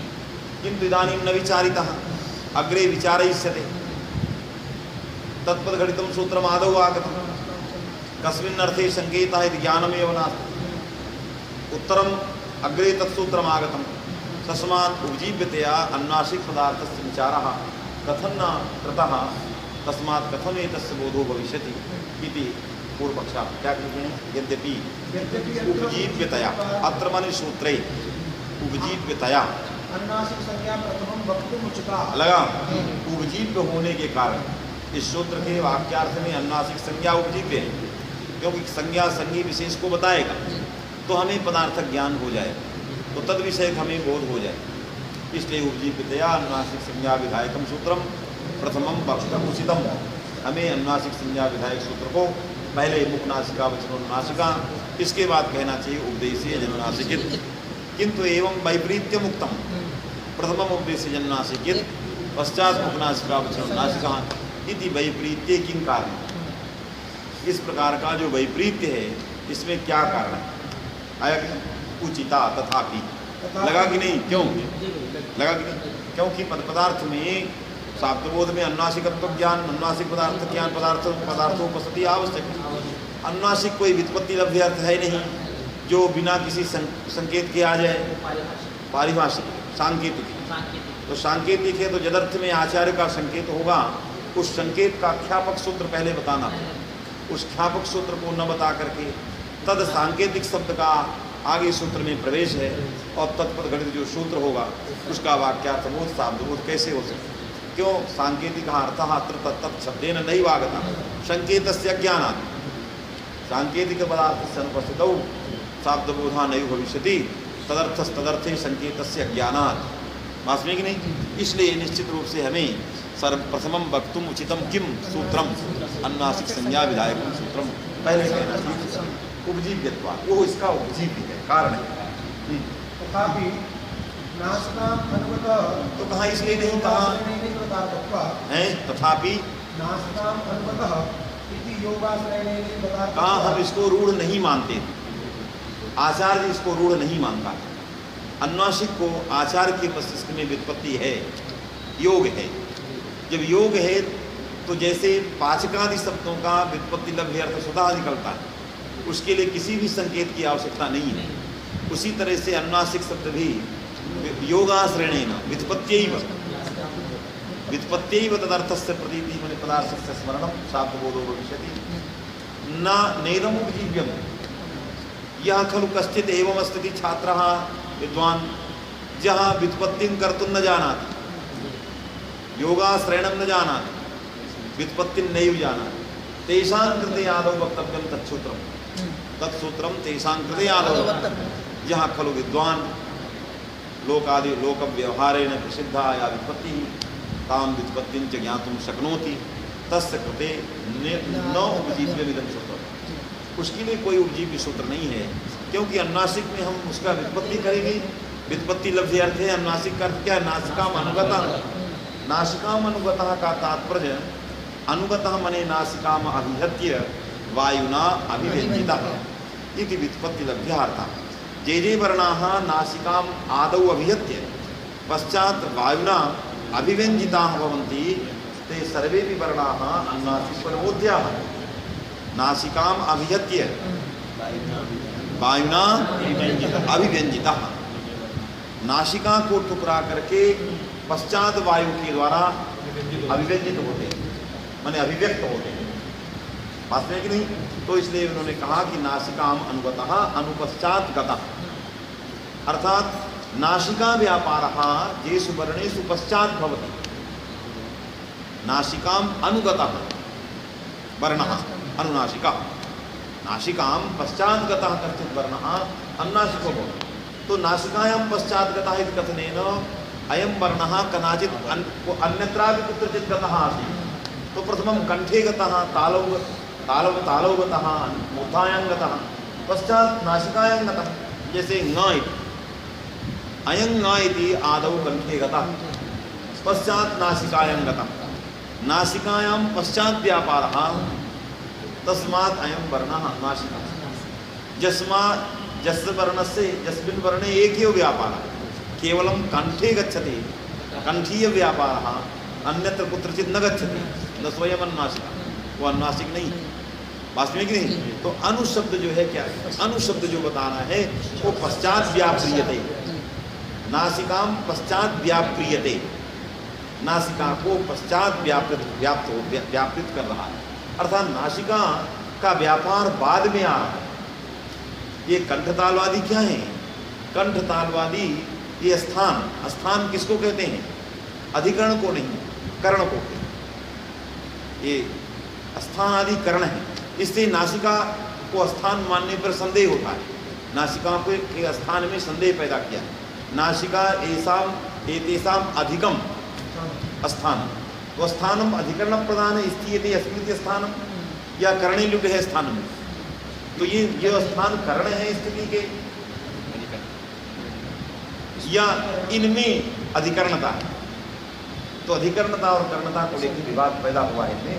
इन्होंने अभी ये कहा कि नासिका, नासिकीय जो व्यापार है, नासिका में रहे जो इन वर्णों का व्यापार हो रहा है, नासिका में जो व्यापार हो, नासा एवं नासिका, नासिका और नासा में कोई अंतर नहीं, नासा एवं नासिका स्वार्थ में कहा।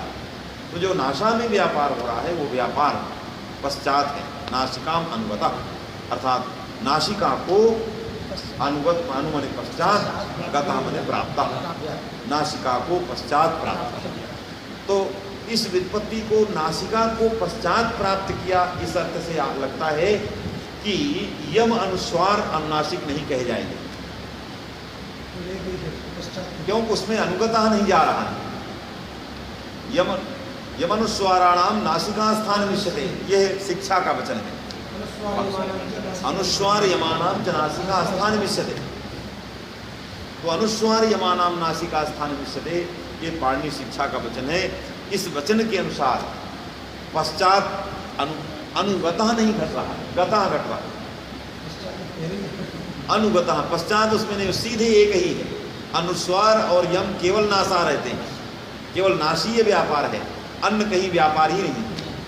तो इस व्युत्पत्ति, ये व्युत्पत्ति नासिका अनुस्वार और यम को छोड़ रही है, सकल अनुनासिक को नहीं ले रही, केवल यमगणनम को ले रही।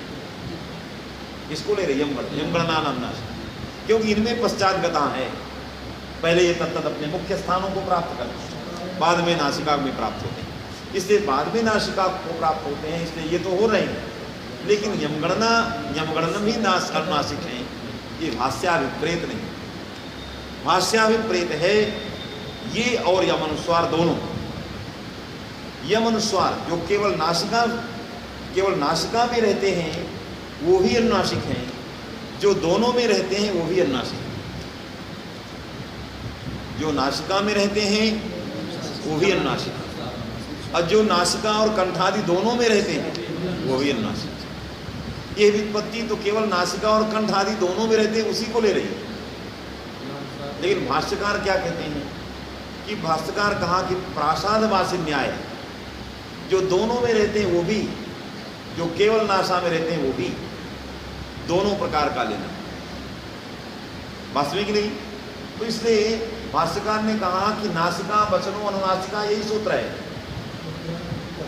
नासिका वचनो अनुनासिका, नासिकया उच्चार्यन्ते ये वर्णाः, तो यम गणनाः इत्यपि उच्चार्यन्ते, यम अनुस्वार इत्यपि उच्चार्यन्ते, अधिक प्रविष्टम न तद्धानि, कंठादि चला गया, अधिक चला गया, तो मुख ग्रहण नहीं रखना चाहिए।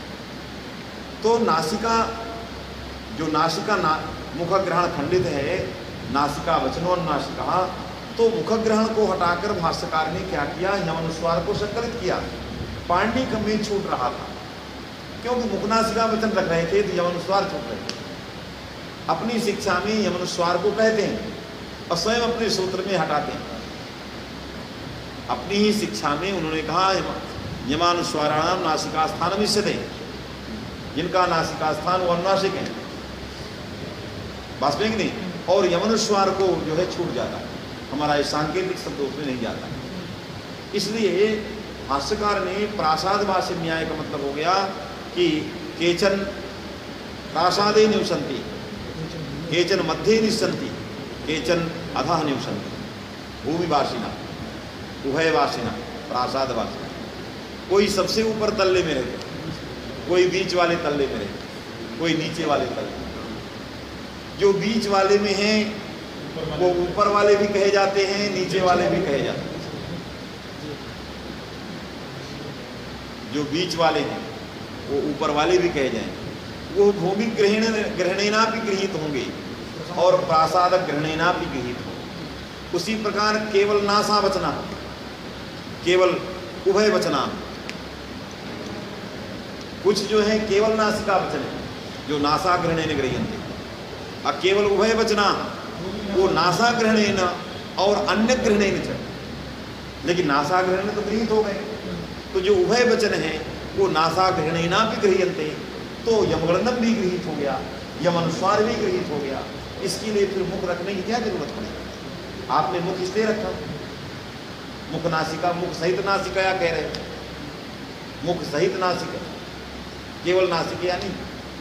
जब हम नासिक नासा वचन कहते हैं तो उभय वचन भी ले जाते, क्योंकि जो उभय वचन है वो नासा वचन भी, वो ना जो केवल है वो नासा वचन है ही, और जो उभय वचन है वो भी नासा। तो प्रासादवासी से दोनों गृहीत हो जाते हैं। आपकी व्युत्पत्ति से नासिका अनुगता से यमनुस्वार छूट रहे हैं, तो व्युत्पत्ति लब्ध अर्थ से भाष्य का विरोध हो रहा है। यदि हम इसको योगाश्रयण मान लें तो व्युत्पत्ति लब्ध अर्थ से भाष्य के साथ विरोध है।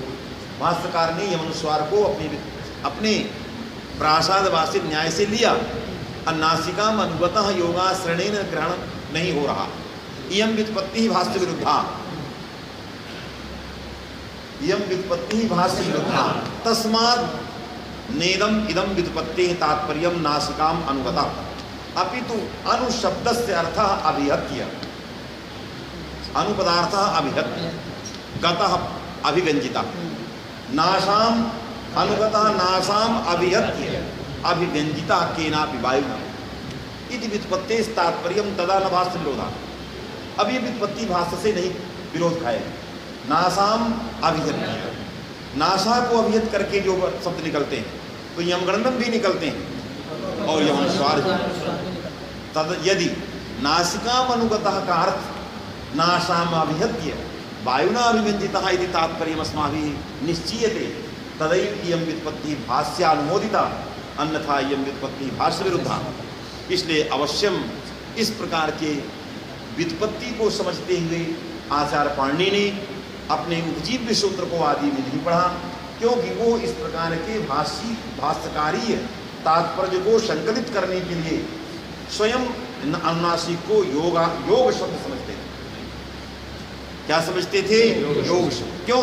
उनके स्वयं के सूत्र से भाष्य नहीं लग रहा था, तो वो भी समझते थे कि ये बहुत आवश्यक सूत्र नहीं है, ये अनुनासिक को हम व्युत्पत्ति लें और उस व्युत्पत्ति का नासिका अभिहत्य वायुना अभिव्यंजिता ऐसा तात्पर्य समझें, जिससे मेरा भी काम चल गया भाष्य भी गतार्थ हो गया, भाष्य विरोध नहीं हुआ, और हमारे यमगणन भी आ गए, यमनुस्वार भी आ गए। इस प्रकार के योगाश्रयणेन गतार्थत्वात् न तत्सूत्रम उपजीव्यम, इसलिए वो सूत्र कोई उपजीव्य नहीं है। अतः न उपजीव्य विरोधा सूत्रस्य वाक्यार्थ बोधो भविष्यति नक्षति तदा वक्तव्यम किमर्थम तत्सूत्रम।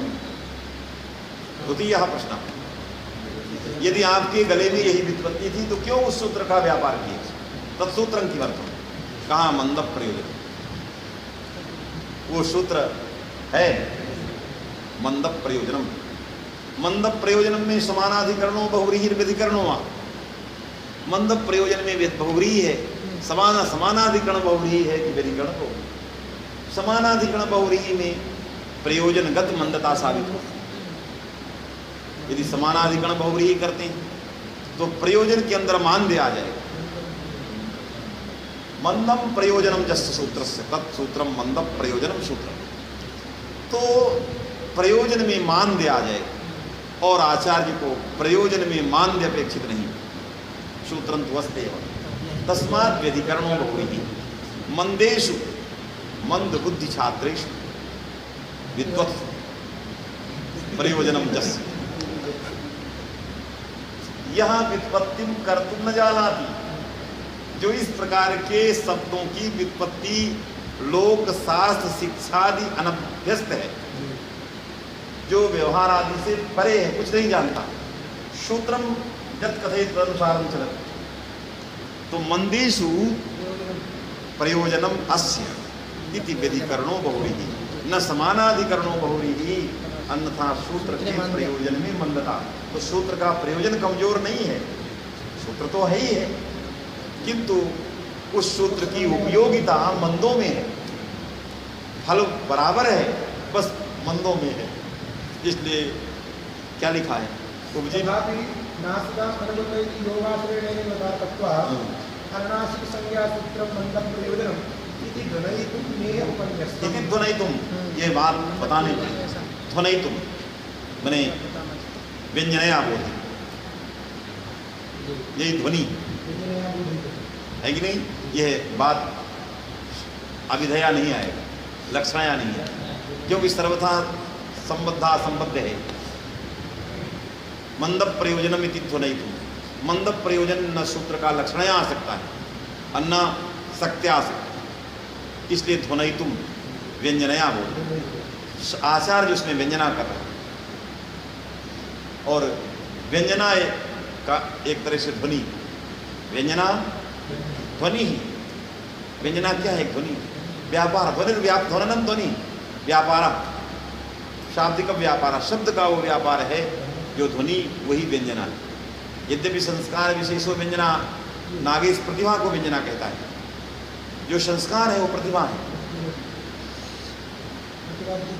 नागेश ध्वनि को व्यंजना नहीं कहता, नागेश की व्यंजना ध्वनि नहीं है, कहता है बाधावाद हुए साधारण, बाधावाद हुए साधारण, संबद्धा संबद्ध, संबद्ध संबद्ध का बोध कराना, और बाधावाद सबका बोध कराना।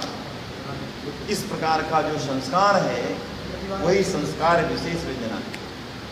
अय एवं भूता संस्कार शब्दे कथम स्थास्य, ये संस्कार तो आपका हो सकता है, ये शब्द संस्कार कैसे? और ये वृत्ति आपकी नहीं है, शब्द की है, तो शाब्दीय संस्कार कैसे बनाओ? है कि नहीं? लेकिन लिखा है, चलो नरक नहीं जाते हैं इसमें, मनोरमा में तो शब्द संस्कार, वो संस्कार विशेष व्यंजना, संस्कार जन्मांतरीय संस्कार, वो संस्कार ही है। और उस संस्कार विशेष संस्कार प्रतिभा को एक तरह से व्यंजना कर दिया, और प्रतिभा ही वाक्यार्थ है, क्योंकि पदार्थानां विच्छेदे प्रतिभान्यैव गृह्यते, पदार्थानां विच्छेदे प्रतिभान्यैव गृह्यते। पदार्थ सब विच्छेद है, सारे पदार्थ अलग अलग पड़े हुए हैं, इनको संकलित करके जो जोड़ती है वही तो वाक्यार्थ। वो क्या है? अन्य, वो पदार्थों से अन्य है, वाक्यार्थ से अन्य है, वही है प्रतिभा। उसको प्रतिभा ही जोड़ सकती है। उसको जोड़ने का काम प्रतिभा ही कर सकती है, उसी को वाक्यार्थ। तो वैयाकरणों ने कहा नहीं, प्रतिभा वाक्यार्थ है, ये कुछ और दूसरा वाक्यार्थ नहीं, प्रतिभा वाक्यार्थ। तो भर्तृहरि का सिद्धांत पदार्थानाम विच्छेदे प्रतिभान्येव गृह्यते श्लोक। विच्छेदे पदार्थानाम सति अन्य या कस्मादन्य वाक्यार्थात् पदार्थात् अन्य या प्रतिभा सही वाक्यार्थात्। ये प्रतिभा जो है अन्य है, जो पद शक्ति से आने वाली नहीं है, वाक्य शक्ति किसी शक्ति से आने, और वही जोड़ती है, वही जोड़ने का काम है विच्छेद। सबसे अलग सद असद वक्तुम शक्ति अनिर्वचनीय, संस्कार विशेष अनिर्वचनीय है वो सब। अब माने अनिर्वचनीय पदार्थों का भी निर्वचन होता है लक्षणया, अनिर्वचनीय पदार्थों का भी निर्वचन लक्षणया, व्यंजनया लक्षणया, इस तरह से। चलिए, तो उपजी विरोध, हाँ, मंद प्रयोजनम इति ध्वनयितुम व्यंजनया बोधयितुम नेह उपन्यास। इस बात को ध्वनित करने के लिए, इस बात को ध्वनित करने के लिए आदौ सूत्र से उपन्यास नासिकाम अनुवदयति, नासिकाम अभिहत्य वायुना अभिभूतितः इत्यर्थः। व्युत्पत्ति का बदल क्यों दिया संरत्नकार ने? क्योंकि महाभाष्य पातंजलि महाभाष्य इसलिए बदल कहा। पंडित जी, आपकी व्युत्पत्ति भाष्य से अनुमोदित नहीं हो रही। नासिकाम अनुगता कहने से यह मनुस्वार छूट रहे हैं, और भाष्यकार ने प्रासाद वासिन्याय सबको लिया है, इसलिए व्युत्पत्ति का अर्थ ये नहीं है जो कह रहे हैं। अनु का अर्थ पश्चात नहीं, अनु का अर्थ यहाँ पश्चात नहीं है, पश्चात व्याप्रियते नासिकाम, ये अर्थ नहीं है। अनु का अर्थ है अभिहत्य, नासिकाम अभिहत्य, अभिव्यंजता माने अभिव्यंजिता आया, यह व्युत्पत्ति का अर्थ है। तभी भाष्य के सिद्धांत को जोड़ सकते। शब्दकार जान गए कि मूल जो है गड़बड़ हो रहा है। अभी मैंने जो बताया वही सब चलो लगा कि नहीं? अब इसमें लिखा नहीं है, इतना ही व्युत्पत्ति पर लिख दिया है, नाश काम है व्यक्ति वायुना व्यंजिता इत्यर्था। क्यों इस तरह लिखी? वो वहाँ तक जाना है। इतनी बड़ी छोटी बात नहीं लिखी है कि इस व्युत्पत्ति को बदलने के लिए शब्द प्रकार को इतना बड़ा क्यों काम करना पड़ा। नासिका अनुगता ही लिखा रहता, तो इसकी लिखने के पीछे वो सब कारण है। भाष्य को दृष्टिगत करके इसको रख दिया, क्योंकि वो लग नहीं सकता बिना इसको बदले। पश्चात व्याप्रियते अर्थ करने में वो भाष्य लगे, इसलिए व्युत्पत्ति को बदल दिया। ये जाने रहना है, तो कहीं लिखा हो उससे क्या लिखा। चलो,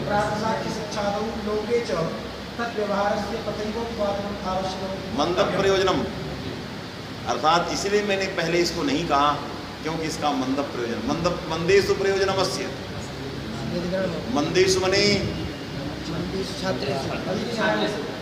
अच्छा क्या लिखा? प्रातिशाख्य शिक्षाणु लोके च तद व्यवहारस्य तथैवोपादनम् आवश्यकम् इति तात्पर्यम्। कहाँ वायुना अभिहत्य व्यंजितः, इस प्रकार की व्युत्पत्ति का करना इसलिए आवश्यक है क्योंकि प्रातिशाख्य लौके शिक्षा सब में यम अनुस्वार लिया गया है, तुम्हारी व्युत्पत्ति से नहीं लिया जाए। दुनिया एक तरफ, तुम अकेले, इसलिए बदलो उसको। वास्तव में कि नहीं? क्योंकि प्रातिशाख्य लोक शिक्षा और जितना भी व्यवहार है सब में यम अनुस्वार को अनुनासिक पद से गृहीत किया गया, नासिकाम अनुगता व्युत्पत्ति से नहीं गृहीत हो रहा, इसलिए बदलो। क्या बदलो? नासिकाम अभिहत्य। ये तो भाष्य भी आया और ये सारा का सारा दुनिया, ये इसलिए इसको लगाना नहीं मारे।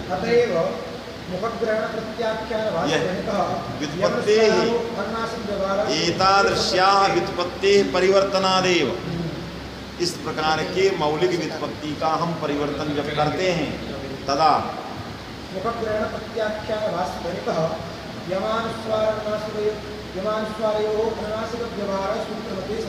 लगा, तभी सूत्रकार के मत में यमनुस्वार में अनुनासिकत्व आएगा।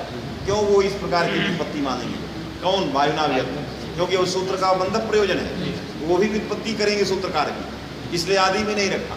जब व्युत्पत्ति करेंगे तो व्युत्पत्ति भी भक्षिते प्लस उन्हें शांत हो जाए। हमने व्युत्पत्ति भी किया, उस सूत्र का मंदब प्रयोजन कर दिया, तब भी भाष्य से विरोध। तो कहा उसके साथ यमनुस्वार में अनुनासिकत्व व्यवहार तभी संगत होगा सूत्रकार के मत में जब उसकी व्युत्पत्ति इस तरह की हो जाए, नासिका मनपता की व्युत्पत्ति ये हो तो भाष्यकार से संगत हो। नहीं तो व्युत्पत्ति भी कर दिए, सूत्र को हटा भी दिए और योगाश्रयण भी माने, तब भी रोग शांत नहीं, तब भी रोग शांत नहीं, तो सर्वोपि आघाता। इसलिए कहा कि व्युत्पत्ति में संशोधन करिए, व्युत्पत्ति संशोध्यताम नासिकाम अभियत। तो भाष्यकार मते सूत्रकार मते यमनुस्वाराणाम अनुनासिकत्व व्यवहार संगत, तभी यम और अनुस्वार में अनुनासिकत्व व्यवहार आ सकता है, नहीं आएगा। लगा? तब उसने कहा इदानीं पुनः कश्चित प्रश्नः आगतः कि संज्ञा सूत्र से उपयोगिता नास्ति, अनुनासिक सांकेतिक अनुनासिक की कोई आवश्यकता नहीं। योगाश्रयणेन गतार्थत्वा योग व्युत्पत्त्या सर्वम गतार्थम। जब सभी गतार्थ हो गया तो यरो अनुनासिक अनुनासिक हुआ सूत्र में, अनुनासिक में स्वरूपम शब्दस्या शब्द संज्ञा नहीं लगेगी, क्योंकि शब्दशास्त्रे या संज्ञा ताम बिना सूत्रम प्रवर्तते, अर्थात शब्द शास्त्र की संज्ञाओं में नहीं लगता था, तो वहाँ अनुनासिक स्वरूप परक नहीं होता था। अब तो ये सब संज्ञा समाप्त, योगाश्रयणेन नहीं बता दी, तो जब शब्द संज्ञा नहीं रहा तो स्वरूपम लगेगा। तो जहाँ जहाँ अनुनासिक रखा है वहाँ सब स्वरूप परक हो गया। जब स्वरूप परक हो गया तो अनुनासिक इत्याकार कानपुर भी जहाँ पर में रहेगा वही पदार्थ को अनुनासिक करेगा, तो एतन मुरारी में नहीं करेगा, क्योंकि वहाँ अनुनासिक है ही नहीं, वहाँ तो माँ। तो इसको कैसे रोकोगे व्युत्पत्ति पक्ष में? आप जब संज्ञा रहता था, शब्दशास्त्री संज्ञा होता था, रुक जाता था, क्योंकि स्वरूपम अशब्द संज्ञा बर्दाश्त निषेध लगता था। अब अशब्द संज्ञा ये निषेध लगेगा नहीं लगेगा तो सूत्र लगेगा, तो स्वरूप परक हो जाएगा। तो जहाँ जहाँ अनुनासिक इत्याकारक स्वरूप पर में रहेगा वहीं लगेगा, अन्यत्र लगेगा नहीं। तो तब इसको कैसे रोकोगे? इसको स्वरूपम शब्द संज्ञा ये वहाँ न जाए, अशब्द संज्ञा ये निषेध लग जाए, न जाए, किसी भी परिस्थिति में न जाए। तब कहा अनित्यम इदम सूत्रम अनित्यम। हम तो योगाश्रयण ही मानेंगे, संज्ञा नहीं मानेंगे, अनुनासिक को संज्ञा नहीं मानेंगे, शब्द शास्त्री संज्ञा नहीं मानेंगे, व्युत्पत्ति ही मानेंगे। तो स्वरूपम कैसे हटेगा? अनित्य। स्वरूपम शब्द से शब्द संज्ञा अनित्य, क्वचित प्रवर्तते यरोन्नाश के अन्नाश कुआ में नहीं लगा, काम चल गया, नक्षत्र अनित्यत्व की बीजम। उसके अनित्य में क्या प्रमाण है? तो पशु तो कहा हरतेर धृतिनाथयो पशु, उन्होंने कहा हरतेर धृतिनाथयो पशु। हरते मने ह्री धातु से, धृति और नाथ को उपपद रहते, पस्वर्थ की प्रतीति जहाँ हो वहाँ इन प्रत्यय करता है, कर्तरी क्या करता है? इन प्रत्यय। नाथ हरि, नाथम नासार्जु, नाथम नासार्जु, तम हरति, नाथ हरि कहाँ? पशु, पशु पशुवाम माने पशु, तो पशु अर्थ आ गया, नाथ हरि। तो नाथ कहते हैं नाक में पहनाई जाने वाली रस्सी, और नाक में पहनाई जाने वाली रस्सी का नाम नाथ संस्कृत शब्द है। ये नाथ शब्द क्या है? संस्कृत। हरते रतिनाथ है वो पशु, नाथ शब्द संस्कृत शब्द। धृतिम हरति, धृति हरि। धृति क्या है? बड़ी बड़ी गौशालाएं जब बनती हैं, प्रत्येक गाय के आगे नमक टांग दिया जाता है, उसको धृति कहते हैं। मन चला चाट लिया, पानी भरा है पी लिया, मगर खाना रखा खा लिया, फिर नमक खाने की इच्छा हुआ फिर चाटा, पानी पिया खा। ये तीनों व्यवस्थाएं अच्छी गौशालाओं में रखी जाती हैं कि हमारे गौ को, गाय को किसी प्रकार की कोई भी इच्छा हो सद्या नहीं है, क्यों? अमृत दुग्ध दे रहे, ये व्यवस्था। बड़े बड़े ढेले रस्सी में, तो उसको हरती, धरती में हरती, उस नमक को जो है हरण करती, खींच रही है। वो कौन खींचेगा? मनुष्य तो खींचेगा नहीं, पशु खींचेगा। इस धरती हरि का अर्थ पशु, पशु अर्थ तो नाथ हरि और पशु। इसने कहा कि पशु में स्वरूपम शब्द संज्ञा क्यों नहीं लगता है? ये शब्द शास्त्र की संज्ञा थोड़ी है कोई, तो अर्थ हो जाए पशु वहाँ अनपूर्वी स्वरूप परक हो जाए, तो नाथ हरि का अर्थ स्वरूप परक, कभी भी पशु में स्वरूप परक मिलेगा नहीं। पशु अर्थे गम्य माने पशुत्याकार अनपूर्वी अर्थे गम्य हृदय धातु इन प्रत्यास्यात कर्तरी होगा ही नहीं कभी, क्योंकि अनपूर्वी अर्थ कभी मिलना ही नहीं उससे। तस्मात् सूत्रम असंगतम स्यात् व्यर्थम स्यात्। तो हरतेर्थ दिनाथ योग पशु सूत्रारंभ सामर्थ्यात् तस्य नित्यत्वम। एक दूसरा तस्यापत्यम। तस्यापत्यम में अपत्य में क्यों नहीं लगाते उस रूपम को कि षष्ठंत से अपत्यान पूर्वी में आता है प्रत्यय, क्यों संज्ञा तो है नहीं शब्द शास्त्र की, लगा दो सूत्र वहां भाई। जैसे अनुनासिक संज्ञा नहीं है लगा है तो पशु भी संज्ञा नहीं है, अपत्य भी संज्ञा नहीं है, शब्द शास्त्र में कोई संज्ञाएं तो नहीं की गई, इसलिए यहाँ पर भी समरूपम लगा दो और लगा के आनपूर्वी ले लो। तो तत्त प्रातिपदिक षष्ठंत से अपत्य इत्याकारक आनपूर्वी अर्थ में ले आओ। लेकिन क्या अवगवाह में अर्थ यही है आनपूर्वी, उपगु का आनपूर्वी पुत्र, उपगु का आनपूर्वी अपत्य नहीं। हेलो पशु अपत्यम इत्यादि ध्येयम। कुछ बताइए टीकायाम टीकायाम एकदम और क्यों कौन करते हो बार बार। वहीं देखो पशु तस्यापत्यम का अपत्य, तो तस्यापत्यम में सूत्रारंभ सामर्थ्या नहीं व्यर्थ हो जाएगा। और हरतीर्थनाथ पशु सूत्रारंभ सामर्थ्या न प्रवर्तते, इसलिए योगाश्रम मानने पर नहीं बंद प्रयोजन मंदेषु प्रयोजनमस्ति भवति यदि कर्म अन्यथा प्रयोजने मंदता आगच्छेत्। यदि समानाधिकरण होता तो प्रयोजनगतं मान्यम, प्रयोजनगतं मान्यम सूत्रस्य यत् फलं तत्र मान्यमास्ति। सूत्रे सूत्रस्य यत् दृष्टादृष्टं प्रयोजनं तत्र मंदता नास्ति। जो भी उसका अदृष्ट प्रयोजन है वो कमजोर नहीं है कि नहीं। उसका जो अदृष्ट प्रयोजन है, मान लिया व्युत्पत्ति से प्रयोजन तो अदृष्ट बैठा है, वो कमजोर नहीं है, वो भी साधारण नहीं है, बड़ा पुण्यदायी। अब उसको कह दोगे मंद प्रयोजन, इसलिए मंदे सूत्र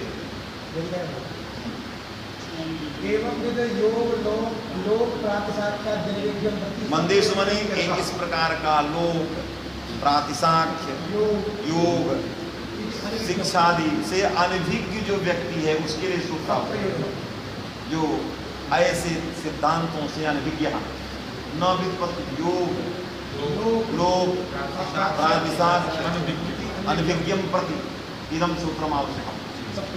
सब प्रयोग लगा, इसके लिए उनके लिए सूत्र है। सूत्र कमजोर नहीं है, उनके लिए है, वो कमजोर है जिनके लिए सूत्र है। सूत्र तो कमजोर नहीं, कमजोर कौन? जिनके लिए सूत्र है वो कमजोर है, उनके लिए। जो कमजोर नहीं है उनके लिए नहीं है, क्योंकि व्युत्पत्त्या सर्वम गता। जो दृष्ट फल है वो व्युत्पत्त्या सब आ गए, और अदृष्ट फल तो सूत्र द्वारा ही हो। चलो तो एवं विध लोक योग योग माने व्युत्पत्ति नासका मन योग माने पतंजलि वाला योग नहीं। अब योग का मतलब वो जो रामदेव वाला योग मत लगाओ, योग माने व्युत्पत्ति। जो नासका मनुगता ये सब करना नहीं जानता। एवं विधि योग और शिक्षा प्रातिशाख्य का व्यवहार कुछ जानते ही नहीं। व्युत्पत्ति जान जाता तो काम चल जाए, शिक्षा पीछा तो छोड़ो, वास्तविक नहीं। इसलिए ऐसे अनभिज्ञम प्रतिदम सूत्रम सब प्रयोजनम। उपदेशे किम उपदेश का प्रयोजन है अभ्राप, क्योंकि अभ्राप हमें ये उद्देश्य है। सब बताएं, चलो बोलो। नहीं फिर अभ्राम अर्धिकांत बोलो। उपदेश है किम अभ्रापा, कैसे हटेगा उपदेश का प्रयोजन? अभ्रापा कैसे? जल्दी बोलो, नहीं बंद करने वाले।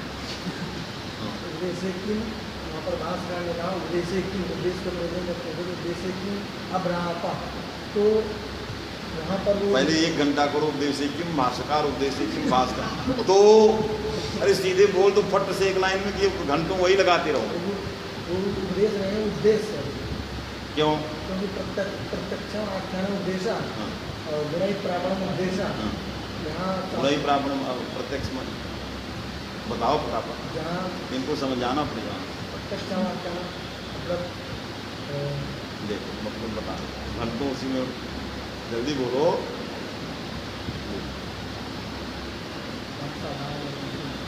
मैंने कितने इसमें मठ में कितने दिन से आते हुआ?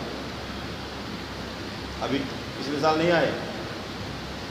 बोलो जो जितना पूछे उतना ही बताओ।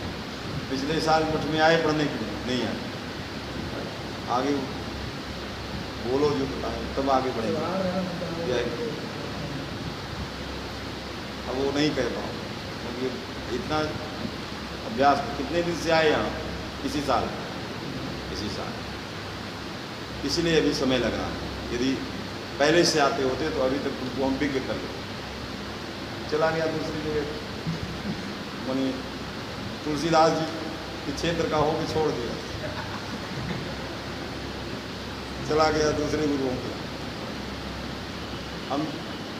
हम सोचे ठीक है, इसको इच्छा नहीं है कि अच्छा हो लड़का, अच्छा आगे भविष्य भगवान भविष्य में तो कमज़ोर हो। इस साल इसकी दृष्टि यहाँ आने लगा तो हमने सोचा चलो 24 घंटे में हो जाए, शाम को आ जाए तो खोया नहीं कहा जाए। यदि सुबह कोई वस्तु खो जाए शाम को मिल जाए तो खोया नहीं कहा जाता, वो मिला ही कहा जाता। तो दो शास्त्री थर्ड ईयर है, अच्छा सेकंड ईयर, तो एक साल खो गया। असाधारण धर्म से जहाँ आ जाता है उसका क्या किया जाता है तो ऐसे गुरु जी के यहाँ चला गया जो ऐसे ऐसे करते हैं। ये एक साल ऐसे गुरु जी के यहाँ गए जो ऐसे ऐसे। साधारण धर्म से यदि आख्यान किया जाए तो उपदेश कहा जाए, और उसके असाधारण धर्म से शब्द का व्याख्यान किया जाए तो उपदेश। क्योंकि शब्द के अंदर दो धर्म होते हैं, एक साधारण होता है, एक असाधारण है कि नहीं? जैसे सभी व्यक्तियों के पास दो धर्म होते हैं, साधारण असाधारण। भगवान के पास भी साधारण धर्म, असाधारण भी हैं, साधारण भी हैं, सभी सारे धर्म। तो साधारण और असाधारण शब्द के पास भी धर्म होते हैं। तो जब हम शब्द का असाधारण धर्म क्या है जो उसी के पास रहता है, स्वयं उसकी आनपूर्वी तत्त शब्दत्व, ये शब्द की अपना धर्म है, असाधारण है, वही उसका अखंडोपाधि है, उसी में रहने वाला है, और स्वयं अतिरिक्त किसी में नहीं, उसका असाधारण है। बात समझ में? उसको शब्दाकृति कहते हैं। क्या कहते हैं? शब्दाकृति। यथार्थ जात यः शब्दा शब्दाकृत निबंधना तथैव लोके विद्यानाम ऐसा विद्या पारायणम। ये जो व्याकरण है यही शरण है। पारायण मने शरणम, इसके शरण में रहोगे तभी आप जा पाओ। कहा लिखा ऐसा विद्या पारायणम, पारायणम मने शरणम, ये विद्या शरण है। ऐसा विद्या पारायणम शरणम इति हेला राजा। पारायणम मने शरणम इति हेला राजा। परमः अयनः परायणम अम्बा करते, वो कहती है परम अयन है। परम अयना मने अयना मार्ग, परम मार्ग, श्रेष्ठ मार्ग है। लेकिन हेला राज ने कहा नहीं, शरण है। उसने वस्तुतः पारायण को समझा, ये पारायण, ये शरण है, इसके बिना गति नहीं, ये शरण है। अच्छा, तथैव सर्व विद्यानाम, संपूर्ण विद्याओं का शरण है व्याकरण विद्या, क्योंकि संपूर्ण विद्याएं इसी से प्रस्फुटित है। प्रकृति प्रत्यार्थ को समझेंगे नहीं, कुछ परावाक का दर्शन ही नहीं हो। इसलिए प्रथमम प्राप्तव्यम किम अस्माकं,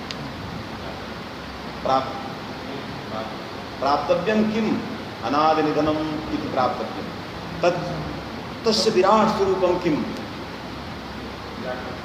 ये पूरा उसका विराट स्वरूप, उसी का तो वर्णन है पूरा।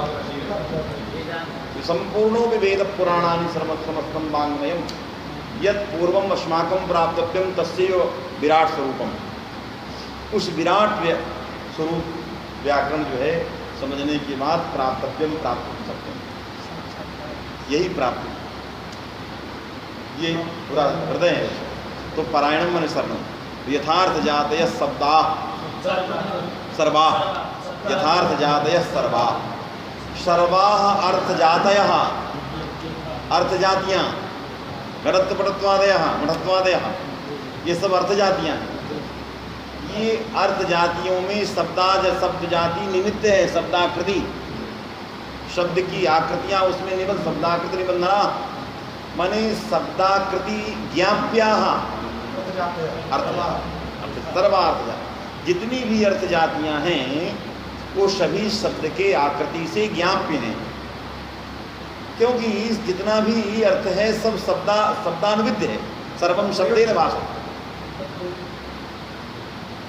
सारा का सारा प्रत्यय क्या है, शब्दानुवेदी, तो शब्दाकृति रहेगी, शब्द का असाधारण धर्म वहाँ रहेगा। जब शब्द का असाधारण धर्म रहेगा तो उस असाधारण धर्म के द्वारा हम उसके तद विशिष्ट व्यक्ति या तद धर्म को जान सकते हैं, तत्शब्देन, वास्तविक नहीं। तो उसी तरह से जैसे शब्दा अर्थ जातियाँ का कारण शब्दाकृति है, उसी तरह संपूर्ण विद्याओं का शरण ये व्याकरण विद्या है, ये दृष्टांत। तथैव सर्व विद्यानाम ऐसा विद्या शरणम इति हेरा राजा। इसलिए हेरा राज काश्मीर के थे, भर्तृहरि काश्मीर के थे, वही उनके हृदय को जानता है। शेष तो हाँ, शेष तो घुसे कुछ मैंने तद्देशी और तद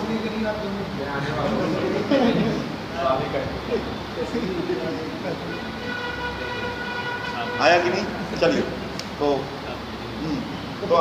शब्द के दो धर्म, शब्द के शब्दाकृति माने असाधारण धर्म। असाधारण धर्म को कहते हैं श्रावण प्रत्यक्ष विषयता उच्छेदक धर्म, श्रावण प्रत्यक्ष विषयता उच्छेद की भूतो धर्म असाधारण धर्म। तत्त शब्दत्वम, घट शब्द, क्योंकि घट शब्द का श्रवण होता है, शब्दों का श्रवण, आनपूर्वी का श्रवण, ये उसका। लेकिन अनुनासिकत्व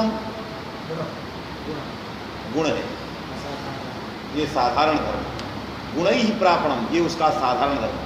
शब्दों के अंदर जो अनुनासिकत्व आदि आ जाते हैं, ह्रस्वत्व, दीर्घत्व, अनुनासिकत्व, ये क्या है, ये गुण है।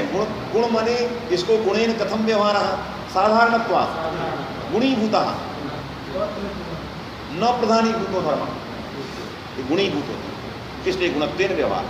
रूप नहीं, लोग पूछ देते हैं अरे ये गुण कैसे, रूप प्रसाद हो अन्ना आगच्छति अनुनासिकत्व गुण, गुण मने गुणीभूता धर्म अप्रधानत्वात्, ये गुणीभूत धर्म है, इसलिए गुण कहा जाता है।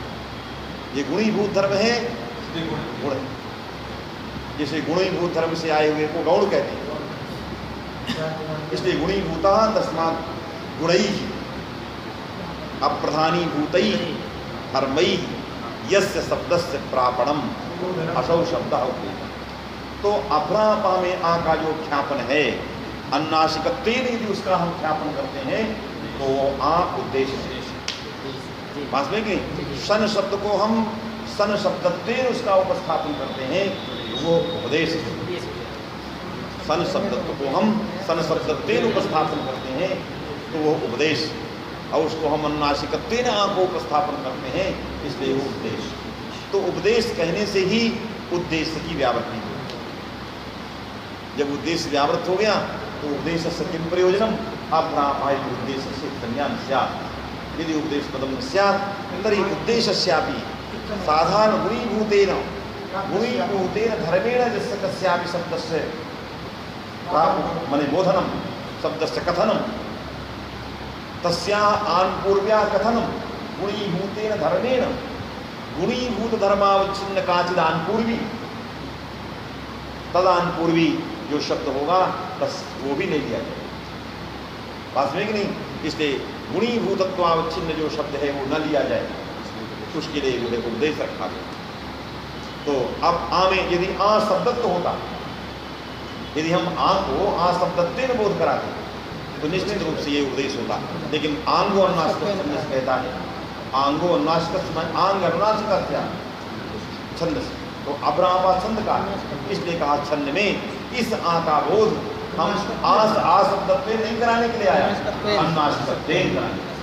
अन्नासिकत्वेन जो अन्नासिक धर्म है, अन्नासिकत्व धर्म है, उसका जो हो रहा है वो अन्नासिकत्व गुणीभूतो धर्म, अन्नासिकत्वादि धर्म तत्त शब्दानां गुणीभूतो धर्म, गुणीभूत धर्मेण बोधनम भवति, ख्यापनम भवति, तस्मात् उद्देशः और उद्देश्य से संज्ञान से पदार्थ उपदेश करें, यही उपदेश है कि अब लगा यद्यपि यह विधान सामर्थ्यात् बस हो गया। अलम